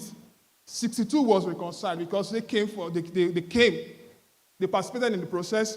2 didn't show up. Then 14 were not relevant because they were not in production in the period under review. So the data collection sources, we have 2 main ways we have gotten our data. One is the primary data source, and then 2 is the secondary data source. For the government, for the companies, what we did at the start is we designed and updated an audit data collection template, which was sent out at the beginning of the exercise, in addition to template checklists, audit information request lists, and other means of getting data from the companies. For the secondary data, we relied on, we got information from the audited financial statements and what we call systematic disclosed information on their website, on their portal, which they have sent to us. And for the government as well, we sent out audit data collection template to them, the checklist, several checklists, and we did a continuous engagement. For the secondary data, we got information from their annual reports. Then assessment of data quality. So what we had eight steps in which the data passed through. 1 is what we call the data collection and review validation. 2 is the data cleaning and verification. Then 4 is data completeness and coverage. Then we did data consistency to check that the data we have used are data that we've gotten from different sources within the sector. Then the 6th is data transparency and accessibility. So just like what we've done, all the data that backed up the main report will be hosted on Neiti website. Then on data documentation audit trail, we ensure that everything we've done, all the steps followed, Neiti is actually copied, and then they can walk through. So if you are interested in knowing how we arrive at a particular number, they will be glad to share that with you because we took them through the process as well. Then the last is the reporting and recommendation, which is the outcome of what we are here for. So production data, so for 2022, our fiscalized crude production was 490.945 million barrels, as against 556.130 million barrels in 2022. So our fiscalized production decreased by 11.7% comparing 2022 and 2021.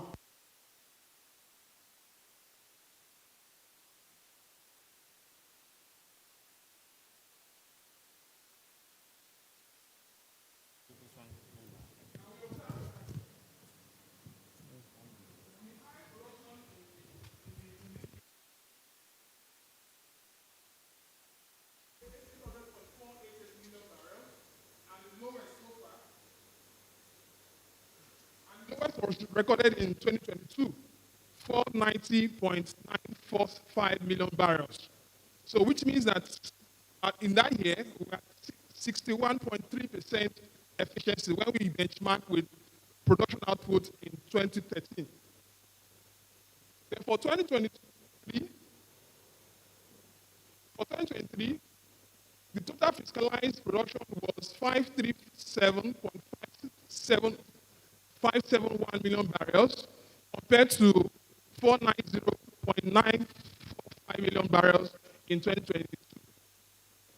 So we did a 10-year trend between 2014 and 2023, and we observed that the highest in those 10 years was in 2014, which recorded 798.542 million barrels, and the lowest still in 2022, 490.945 million barrels. So when we try to benchmark 2014 outcome, we operated at 67.16% in 2023. So this is the trend. The details, you can see it on the Neiti website. So crude losses. What is instructive in 2023 is that the crude losses drop significantly. And kudos to the effort of all the stakeholders in this industry, but we should not rest on our house. So we observed that the crude loss was 7.68 million barrels in 2023, which, when we compare that with 2022 of 36.69 million barrels, that's a significant drop of 79%. That's what our finding shows. So we did a trend of 10-year trend of crude losses, right? And the highest, you can see the highest in 2016, 101.05 million barrels, as against what we have in 2022 and in 2023. So crude lifting. In 2022, the total crude lifting was 482.074 million barrels, comparing 551.006 million barrels in 2021. A 13% decrease in crude lifting. Crude lifting is a function of production and other circumstances. So, and for 2023, total crude lifting was 534.159 million barrels, comparing 482.074 million barrels in 2022. So, which is 11% increase. So, 2022-2023, there was an increase from 2022 in 2023.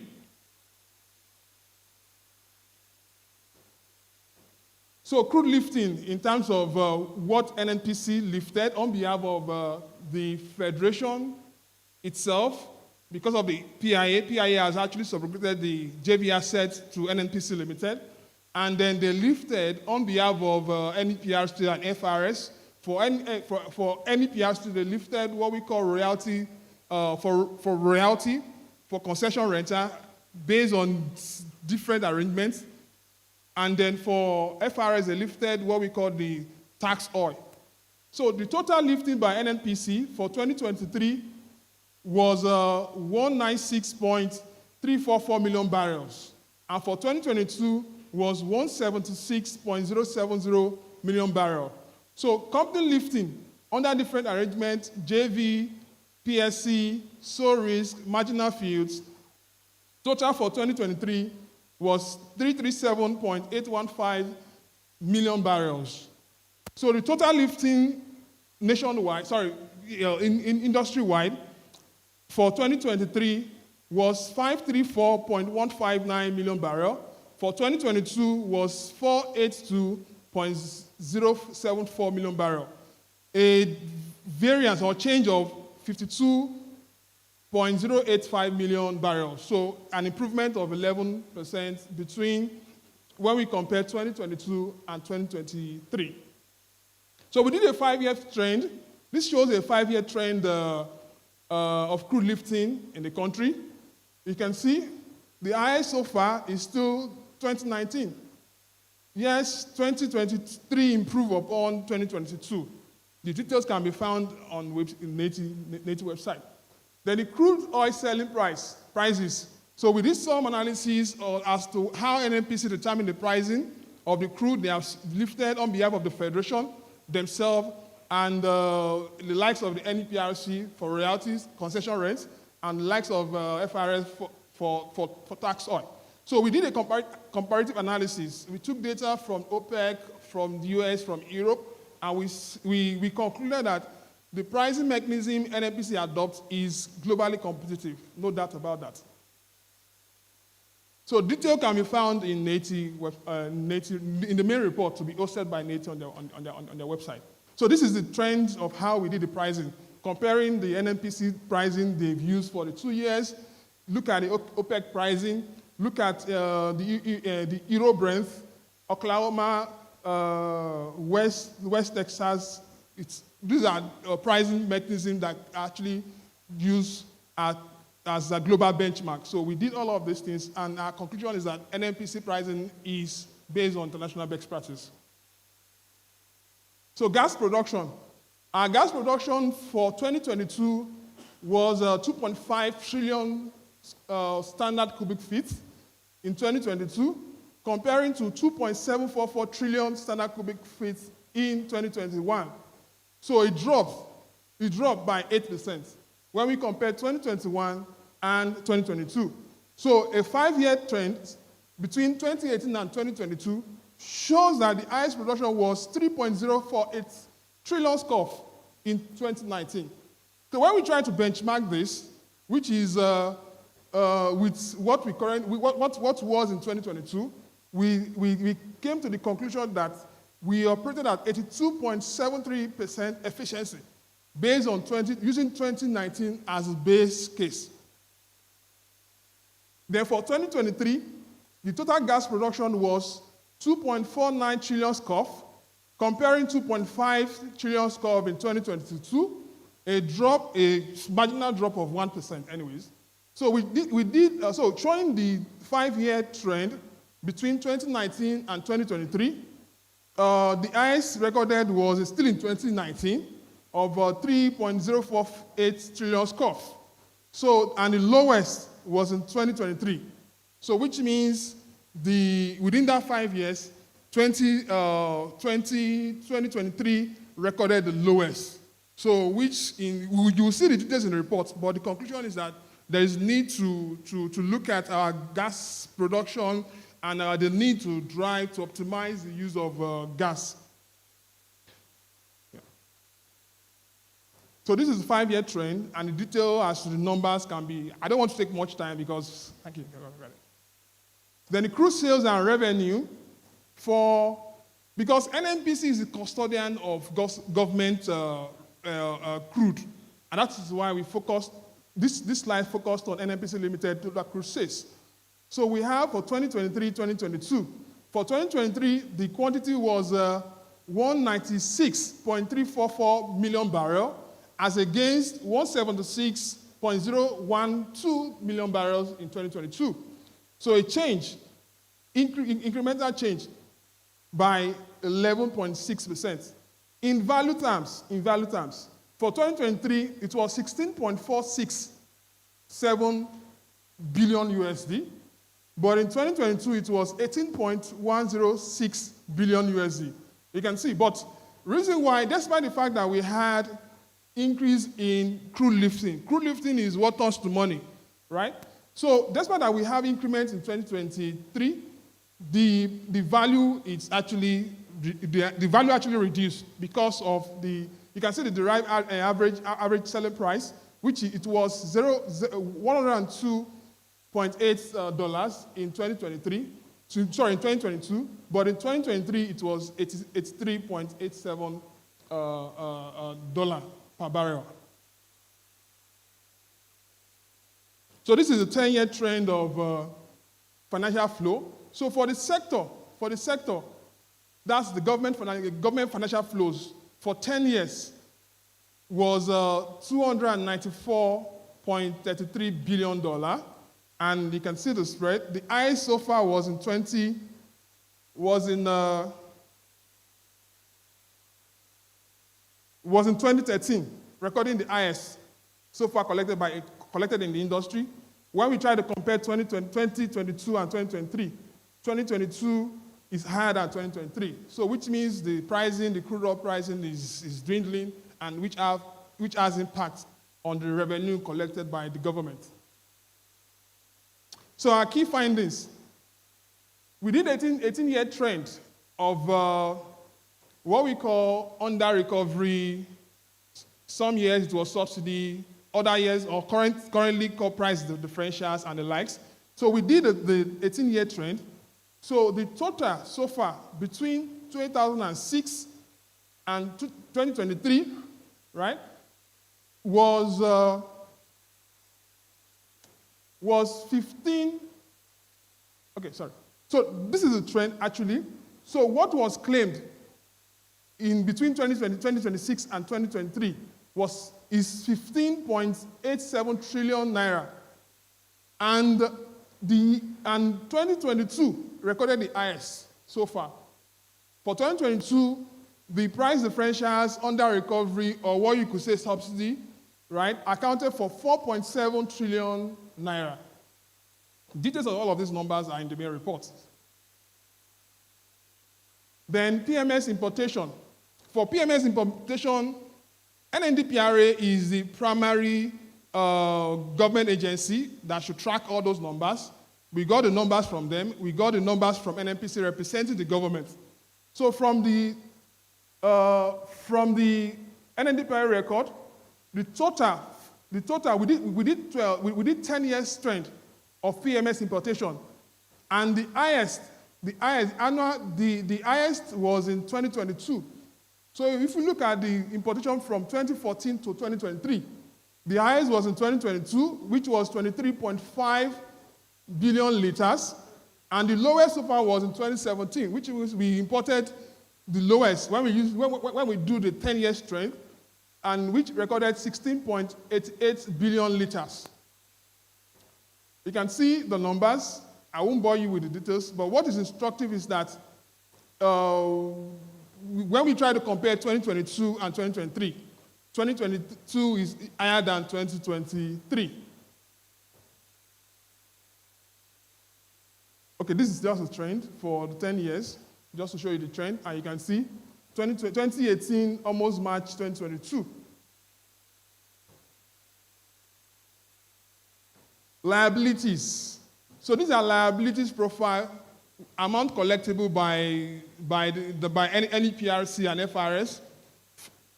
And for NEPRC, a total of $6.049 billion is collectible as at 31st August 2024. And these numbers relate to the numbers in the year under review, which means the period under review, 2022 to 2023. And then as at 2024, August, that's about 8 months after the close of the fiscal year, we still have $6.049 billion outstanding from the NEPRC perspective. And in addition to that, there's a Naira component of it of 65.85 billion naira. For FRS, they have both the USD component and the Naira component. For the USD component, we have $21.9 million. Then for the Naira component, we have 492.7 million naira.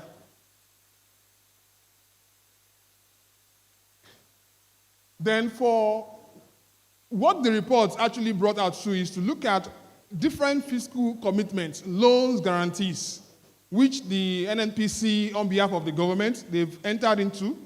So we got an update on the projects. One is JV project financing loans they have obtained, and the others are different arrangements. So all of these, like the Project Panther, like the Project Bison, and the Dangote Refinery, the status, everything is contained in the main report.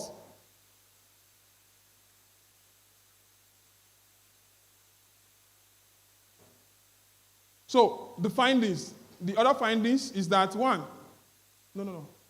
back. Yeah, that's fine, it's fine. So the findings is, of course, part of the EIT requirement is the disclosure of license holders, which we call the registered of licenses, and then the contract as well. Contract disclosure is important. So we did some assessment around what is the requirement of the PIA. The PIA states that there should be what we call the National Grid System Accurate Management. So we did, and that is in line with section 69, 1 to 7, part 2 of the PIA.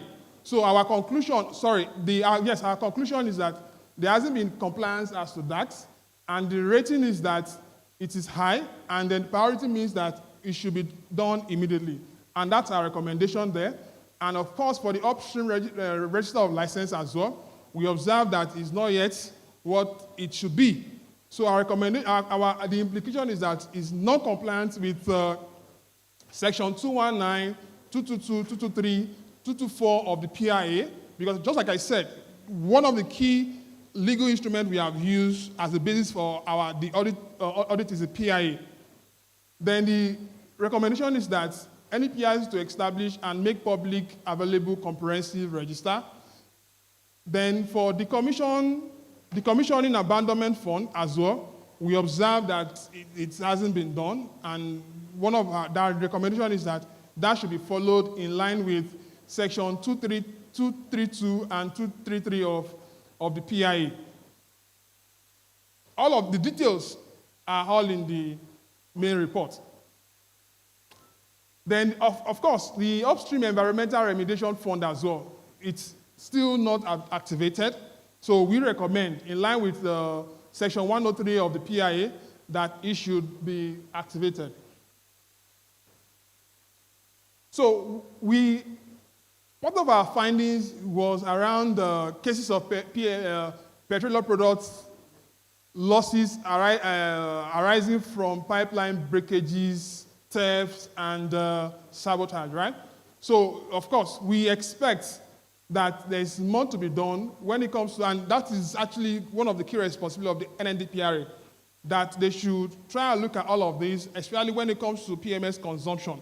Yes, our detailed report shows that we only more track, we track more on the part of the importation, distribution, and then the consumption part, which is actually the data that we should use to rely on, the basis upon which subsidy should be calculated or should be determined or should be assessed, as the case may be, there are still gaps around that. Detailed information can be found in the main report.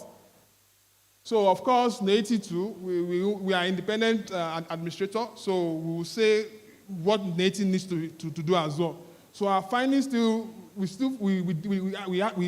observe that Neiti itself needs to do more. And thanks to the update of the Act, and then to empower them to do more in terms of following up on remediation, because strict or close follow-up on remediation, we actually give credence or we throw more light or we give more impact when all of these things are done.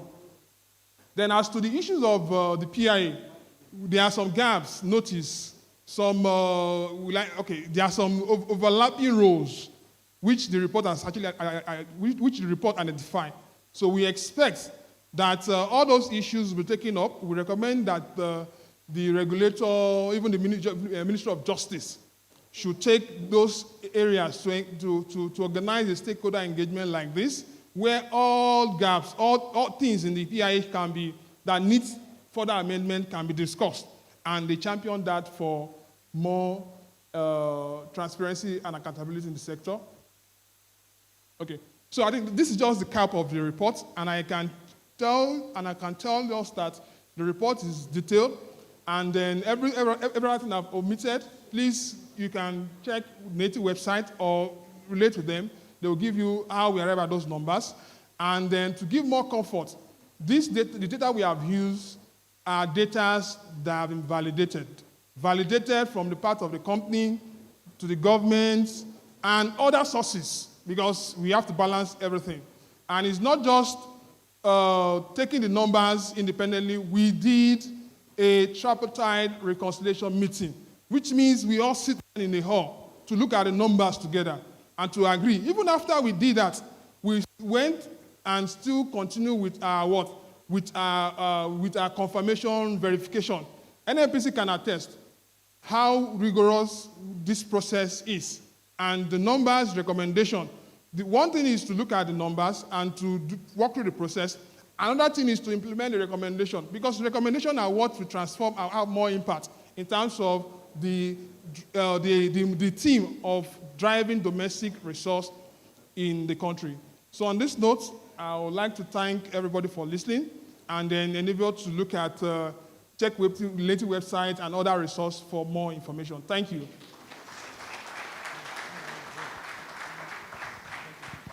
Thank you very much, Mr. Adedeji Adeshile, the principal partner at the Adedeji Adeshile firm of auditors, for walking us through the highlights of the 2022-2023 oil and gas industry reports. As you can see, the executive secretary has been working his phones. The SGF and his team are in constant touch with him. There are higher duties on this occasion, but we just want to take advantage of the hiatus before we invite our special guest of honor, the executive chairman of the EFCC, to give his keynote and thereafter unveil the report. That apart from the numbers, that's the bare numbers that the firm of auditors has provided to us, the executive secretary, Dr. Ojo Ogbonnayaoji, will speak to the numbers in more general terms for general understanding. Thank you. Well, thank you very much, and thank you very much, Adeshile. We still have very credible firms and indigenous companies in Nigeria that can do an excellent work in spite of pressures. And I would like us to publicly, on behalf of all of us gathered here, publicly acknowledge the effort of these young Nigerians who have done an extensive job. Before now, Neiti reports were meant to understand that it can only be conducted in London. The first report cost this country over $400,000 and was held in London. But having been part of the EITI process from 2006 in one way or the other, we observed that these consultants will arrive in London and check into Hilton. And at the end, it's still Nigerian local partners that will get the job done. And all their stay and lifestyle in Hilton will be part of the money we are paying. Please, the SGF is just driving in. I don't know whether you allow me to just receive him, and he's just arriving now. Please, they are calling me. Just 1 minute. But I will not forget what I was saying. Thank you. Please. Thank you very much for the break in transmission from the Executive Secretary of Neiti. Now, let me, while we are waiting the arrival of the SGF, sorry, where are you carrying? No, not yet. Please return the mic and the logo so that the place is not denuded. Thank you very much. There's no question that there's been a high-profile attendance at today's event. Permit me to very quickly recognize the presence of the former national president of the Alumni Association of the National Institute.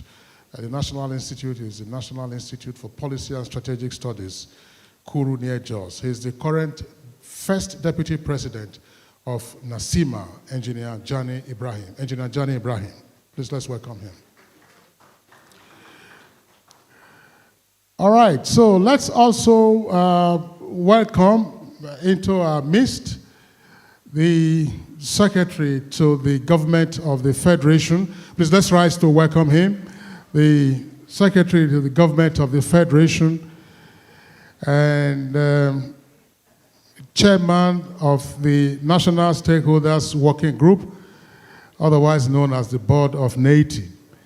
He's just coming in now. Of course, we had kept you informed about his movement and his whereabouts, and just now he's exchanging pleasantries with Engineer Jani Ibrahim, former national president of the Alumni Association of Nigeria.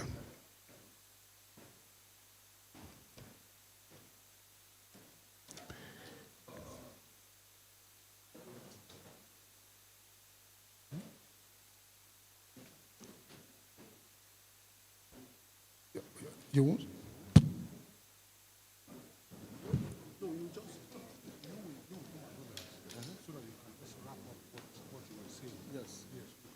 You again, yes.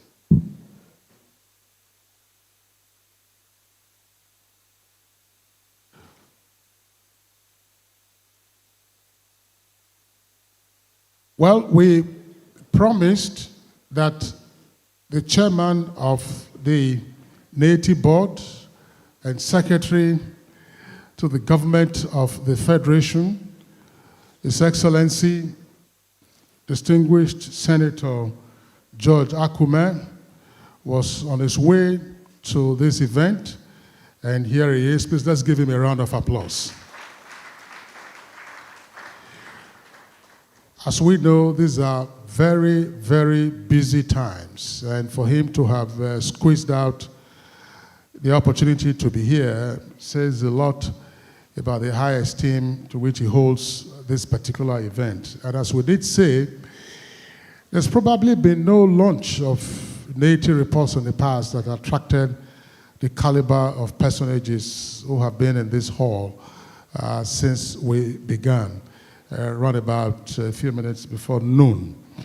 The SGF is a very well-known personality, and I'm seeing right opposite me, the former chairman of the immediate past board of Neiti, that's the National Stakeholders Working Group, Barrister Dekunle, of course, is a retired federal permanent secretary, where he was in charge of the General Services Office in the office of the Secretary to the Government of the Federation. Please, let's welcome him to this event. As I was saying, the SGF, two-time governor of Benue State, distinguished senator of the Federal Republic, and one-time honorable minister in charge of special duties and intergovernmental affairs. And that is why is often, I think politely, also referred to as GSM, Governor, Senator, Minister. So we might as well now add GSMS, that is GSMS, being Governor, Senator, Minister, and Secretary to the government of the Federation. Tireless, hardworking, patriotic, committed, and highly dependable in terms of the functions and activities of government and well-being of our people. I think that I would like to revert to the Executive Secretary because he was making some further clarifications and giving us insights into the preparation of the audit reports and how much we are now saving money by using local auditors who also have their independence. And as you very well know, I did say this, that the reports that you are seeing now are the equivalent of financial reports, usually signed off on by the members of the board of directors of a quoted company. Dr. Ojo Ogbonaya, just give us a brief summary of what we've been through for the benefit of the chairman, and thereafter we'll continue with the proceedings. Thank you very much, Your Excellencies, Your Excellency, the chairman of Neiti board and secretary to the government of the Federation, Senator George Akume, CON. I must confess that since his appointment as the chairman of the board, we were scared on when and how we are going to have access to him and his time. But that has not been the case. He has created an unfettered access to Neiti, to me, and to members of the board Yesterday, he spent quality time with us, presided over the meeting of this board that approved the report we are presenting today. And to make it easy, he offered us his boardroom. He said because of the exigencies of his office, it would be difficult to stay too far. So we held the board meeting inside the confines of the SGF's conference room, and he sat with us. And I hope, sir, that conference room will be made permanent for us, sir, because it was very comfortable. And anyway, if I look left and right, coffee and tea were served. Nobody asked me to pay. And I have told members of the board that that is where we are going to be holding our board meeting. There's no way you compare SGF's office with the one in Wuye. It's not the same thing. Your presence here today, sir, is also a confirmation of the same availability and confinement. On the report that has just been presented, Neiti report has three major components. One is revenue, the other one is process, which process determined the revenue. The other one is volume. And to Neiti stakeholders, the judiciary spoke to you as an accountant, but the civil society will pick that report. They will reason completely differently. The government will look at it differently, and the extractive companies differently. There is no way we can appreciate the enormity of data and information available in that report except you read it. We have also engaged our partners to simplify the report in terms of figure, naira and kobo. And once we leave here, all the information will be made available to you on our website. It's just not possible. He spoke more of the procedure, the content of the report is inviting. You need to read it. It's a very detailed job. On that note, the Independence Day anniversary of our country is fast approaching, and the Secretary to the Government of the Federation, His Excellency, is presiding over several meetings.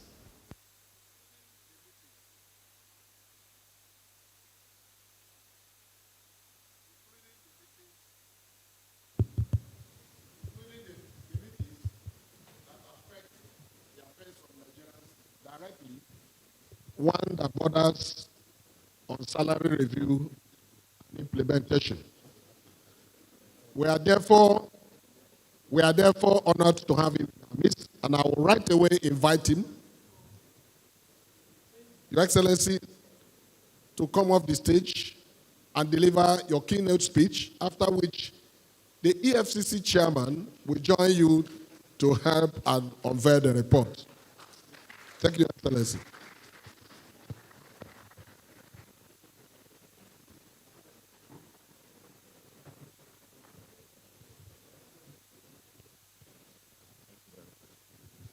Please be seated.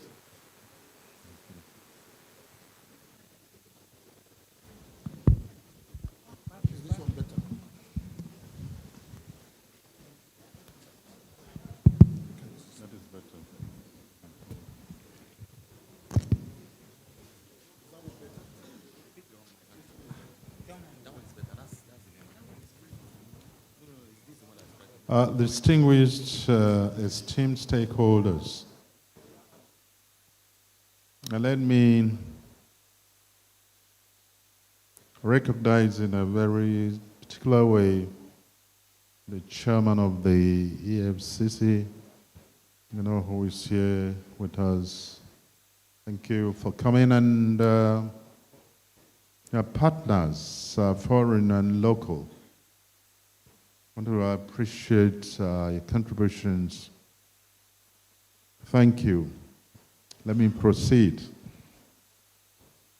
It is with great honor that I stand before you today as to present the Nigeria Extractive Industries Transparency Initiative Independent Industry Report for the oil and gas sector covering the period of 2022 and 2023. I wish to begin by conveying the warm greetings and heartfelt appreciation of dear President and Commander-in-Chief of the Armed Forces, Federal Republic of Nigeria, His Excellency Bola Ahmed Tinubu GCFR, to Neiti, the National Stakeholders Working Group, our development partners, and all stakeholders who have been part of this crucial process of enhancing transparency and accountability in the extractive sector. Let me also reaffirm the unwavering commitment of the federal government of Nigeria to principles of the extractive industries transparency initiative. We consider the Neiti not only as a global standard for promoting transparency in the management of revenues from natural resources, but also as a tool to strengthen public trust, accountability, and economic growth. Nigeria's participation in the Neiti is a demonstration of our resolve to ensure the country's rich oil and gas resources are managed responsibly for the benefit of all citizens.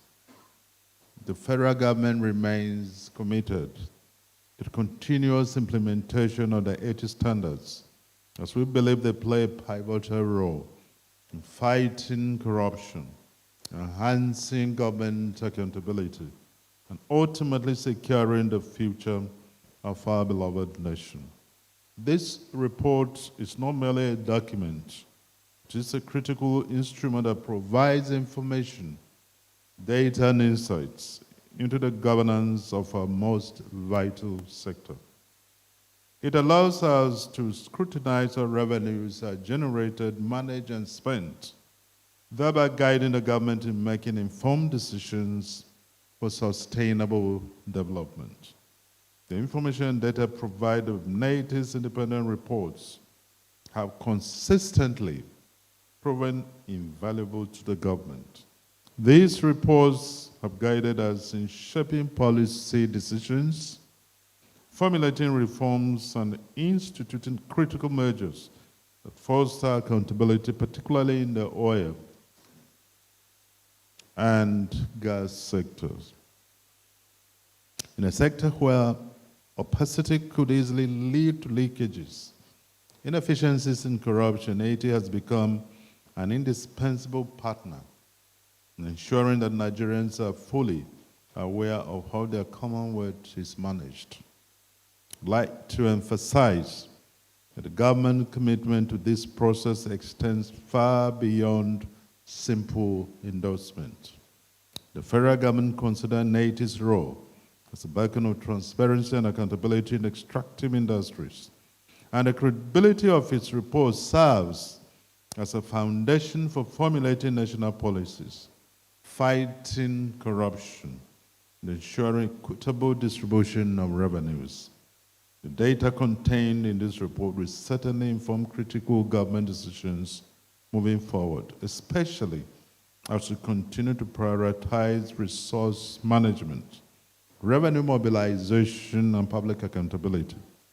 The chairman of the Neiti board, I stand before you today to underscore the federal government's respect for Neiti's independence. While my role as chairperson is a testament to the importance the government places in Neiti, it also signifies the commitment to ensure that Neiti operates independently without interference as mandated by the Neiti standards. It is our duty to guide its independence with great care and diligence, ensuring that Neiti can operate free from any undue influence.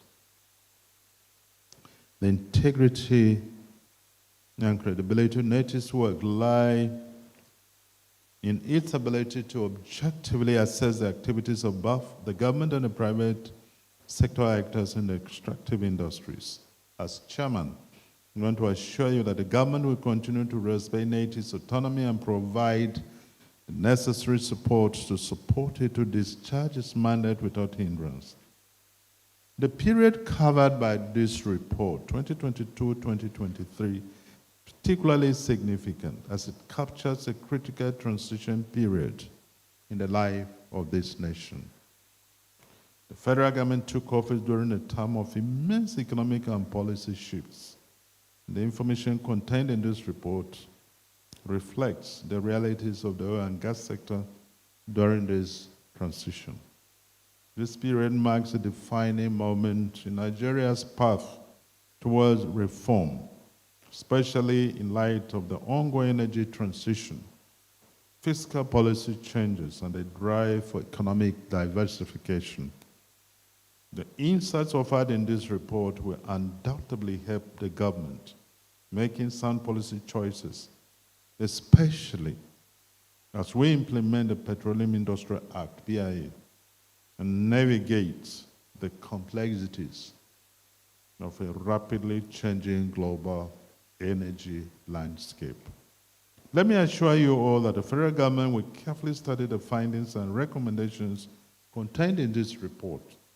We recognize the need for prompt action, and when necessary, we will implement reforms aimed at addressing gaps, improving sector governance, and enhancing revenue generation. The lessons learned from this report will inform our policies and ensure that continue to strengthen transparency and accountability in the oil and gas industry. In conclusion, I would like to commend the leadership of Neiti and the NSWG for their dedication and diligence in producing yet another comprehensive and insightful report. The thoroughness of the data collection, validation, analysis process speaks to the professionalism of Neiti and its commitment to the 80 standard. This report is a testament to the hard work and collaboration among government companies, civil society, and the international partners.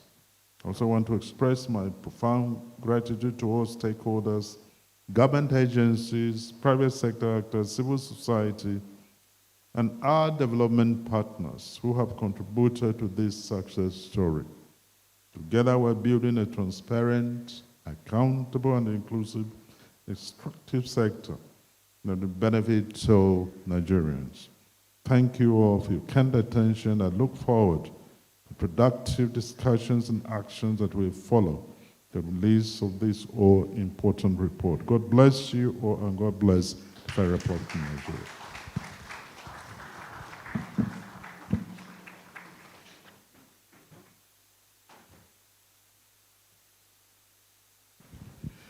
Once again, let's appreciate His Excellency George Akume, Secretary to the Government of the Federation and Chairman of the Board of Neiti, otherwise known as the National Stakeholders Working Group.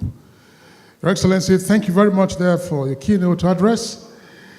And we are told that the SGF is pressed for time, but of course, we will still have him with us for the next couple of minutes. And what we'll be undertaking will be to specially invite our special guest of honor, the Executive Chairman of the Economic and Financial Crimes Commission, EFCC, Mr. Ola Olukoyede, who's been with us since we commenced this program some hours ago. Your Excellencies, distinguished senators, honorable members of the House of Representatives, the alternate chair of the board, members of the board, ladies and gentlemen, let me now respectfully invite our special guest of honor, Mr. Ola Olukoyede, Executive Chairman of the EFCC, to please come forward and make a few remarks, and thereafter unveil the 2022-2023 oil and gas industry reports. To unveil the reports, the EFCC Executive Chair will be joined by where we are all dignitaries, but so permit me, all the dignitaries on the front row, including the Director of NFIU, Executive Director of the midstream and downstream sector, the distinguished senators, honorable members of the House who are here present, and any others that the space on the front here, just below the podium, will take. So,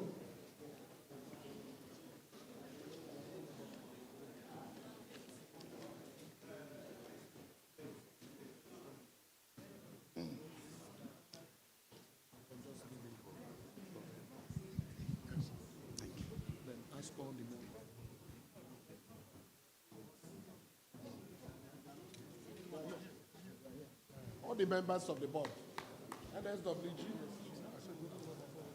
all members of NSWG. yes. Okay.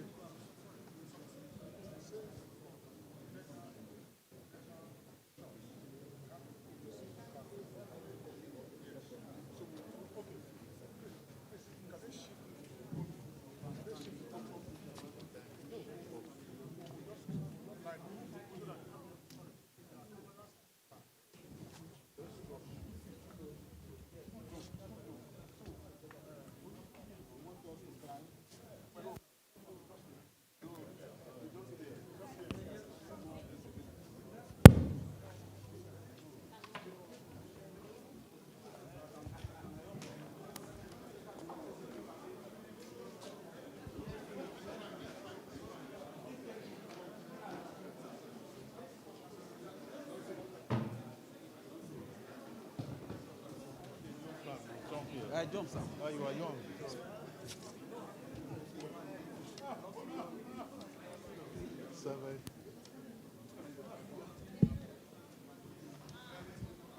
Your Excellency, members of the board of Neiti, distinguished guests here present,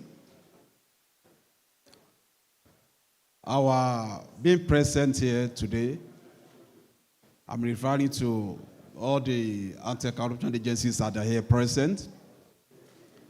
Your Excellency is a demonstration of our commitment to accountability and transparency in managing government resources, particularly the resources derived or derivable from our natural resources.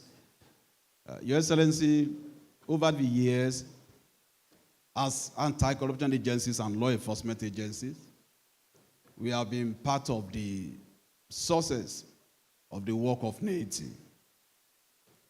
Where the work stops at the level of presenting the report, then we take off from there to ensure that the recommendations therein and the revelations therein, particularly as it relates to criminal infraction and violation of our financial laws, is taken up very seriously. Your Excellency, I am also happy to announce to you that as at yesterday, I still approve that over R1 billion should be remitted to the federal government recovery account as a result of the work of the last report of Neiti. Since then, we have been making recoveries. We have cases in court we are prosecuting. And with this report, 2022 and 2023, we are also going to do everything within our power, deploy all our resources to ensure that we implement the recommendations therein. Thank you, sir. So on behalf of the entire board and the federal government of Nigeria, reform-minded Nigerians, and the anti-corruption agencies, I'd like to unveil this and present this report to the public.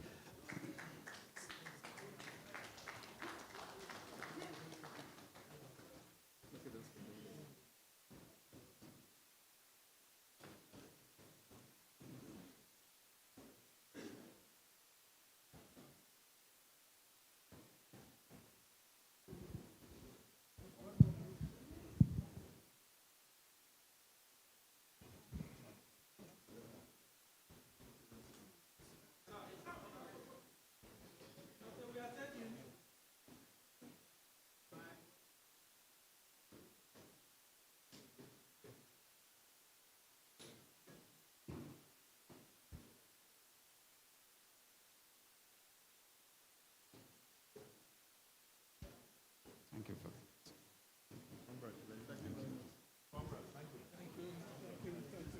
that. All right, Your Excellencies, distinguished. Sorry.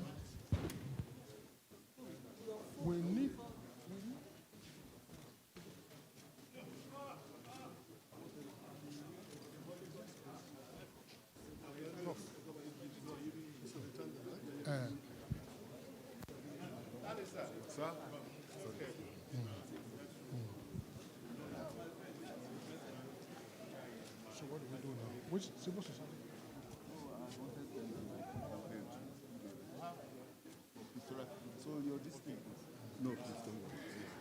All right, Your Excellencies, special guest of honor,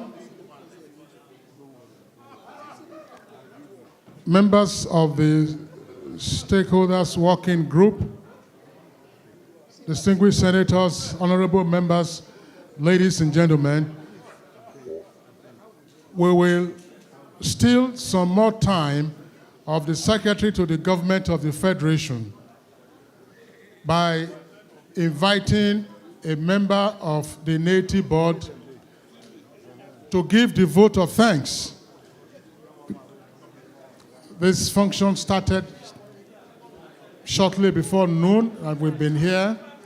May I now invite Professor Abubakar Muazu of the University of Maiduguri and a member of the board representing the Northeast Zone to please give the vote of thanks while we are still in the auditorium. Thank you very much, Kingsley Osadolo. It is my pleasure to give the vote of thanks and to particularly thank the Secretary to the Government of the Federation, Senator George Akume, for providing very strong leadership to the NSWG.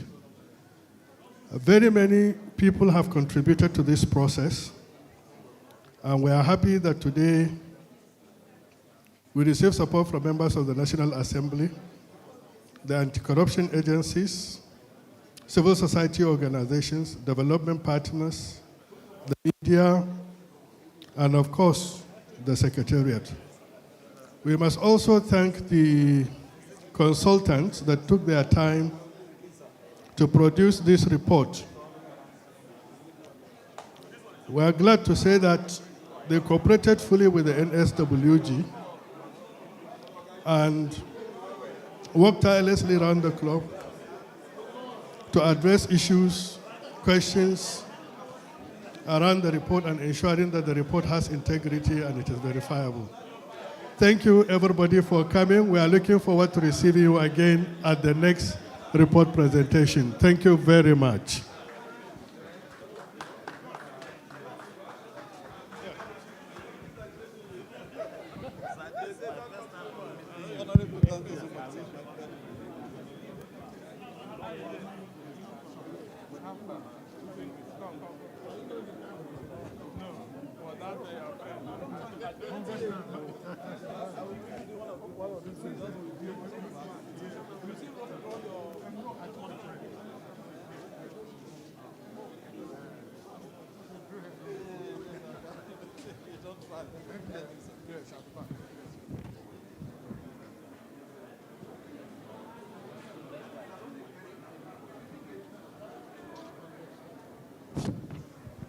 All right, Your Excellencies, distinguished guests, ladies and gentlemen, before we close, please, may I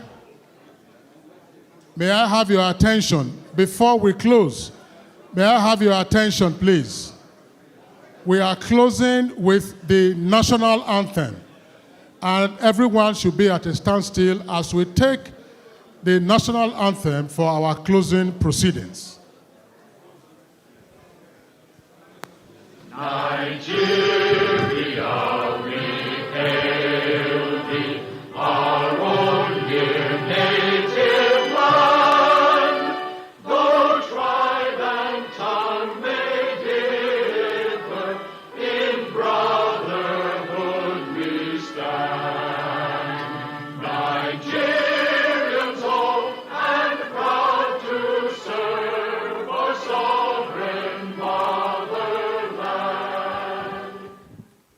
Thank you very much, and God bless the Federal Republic of Nigeria.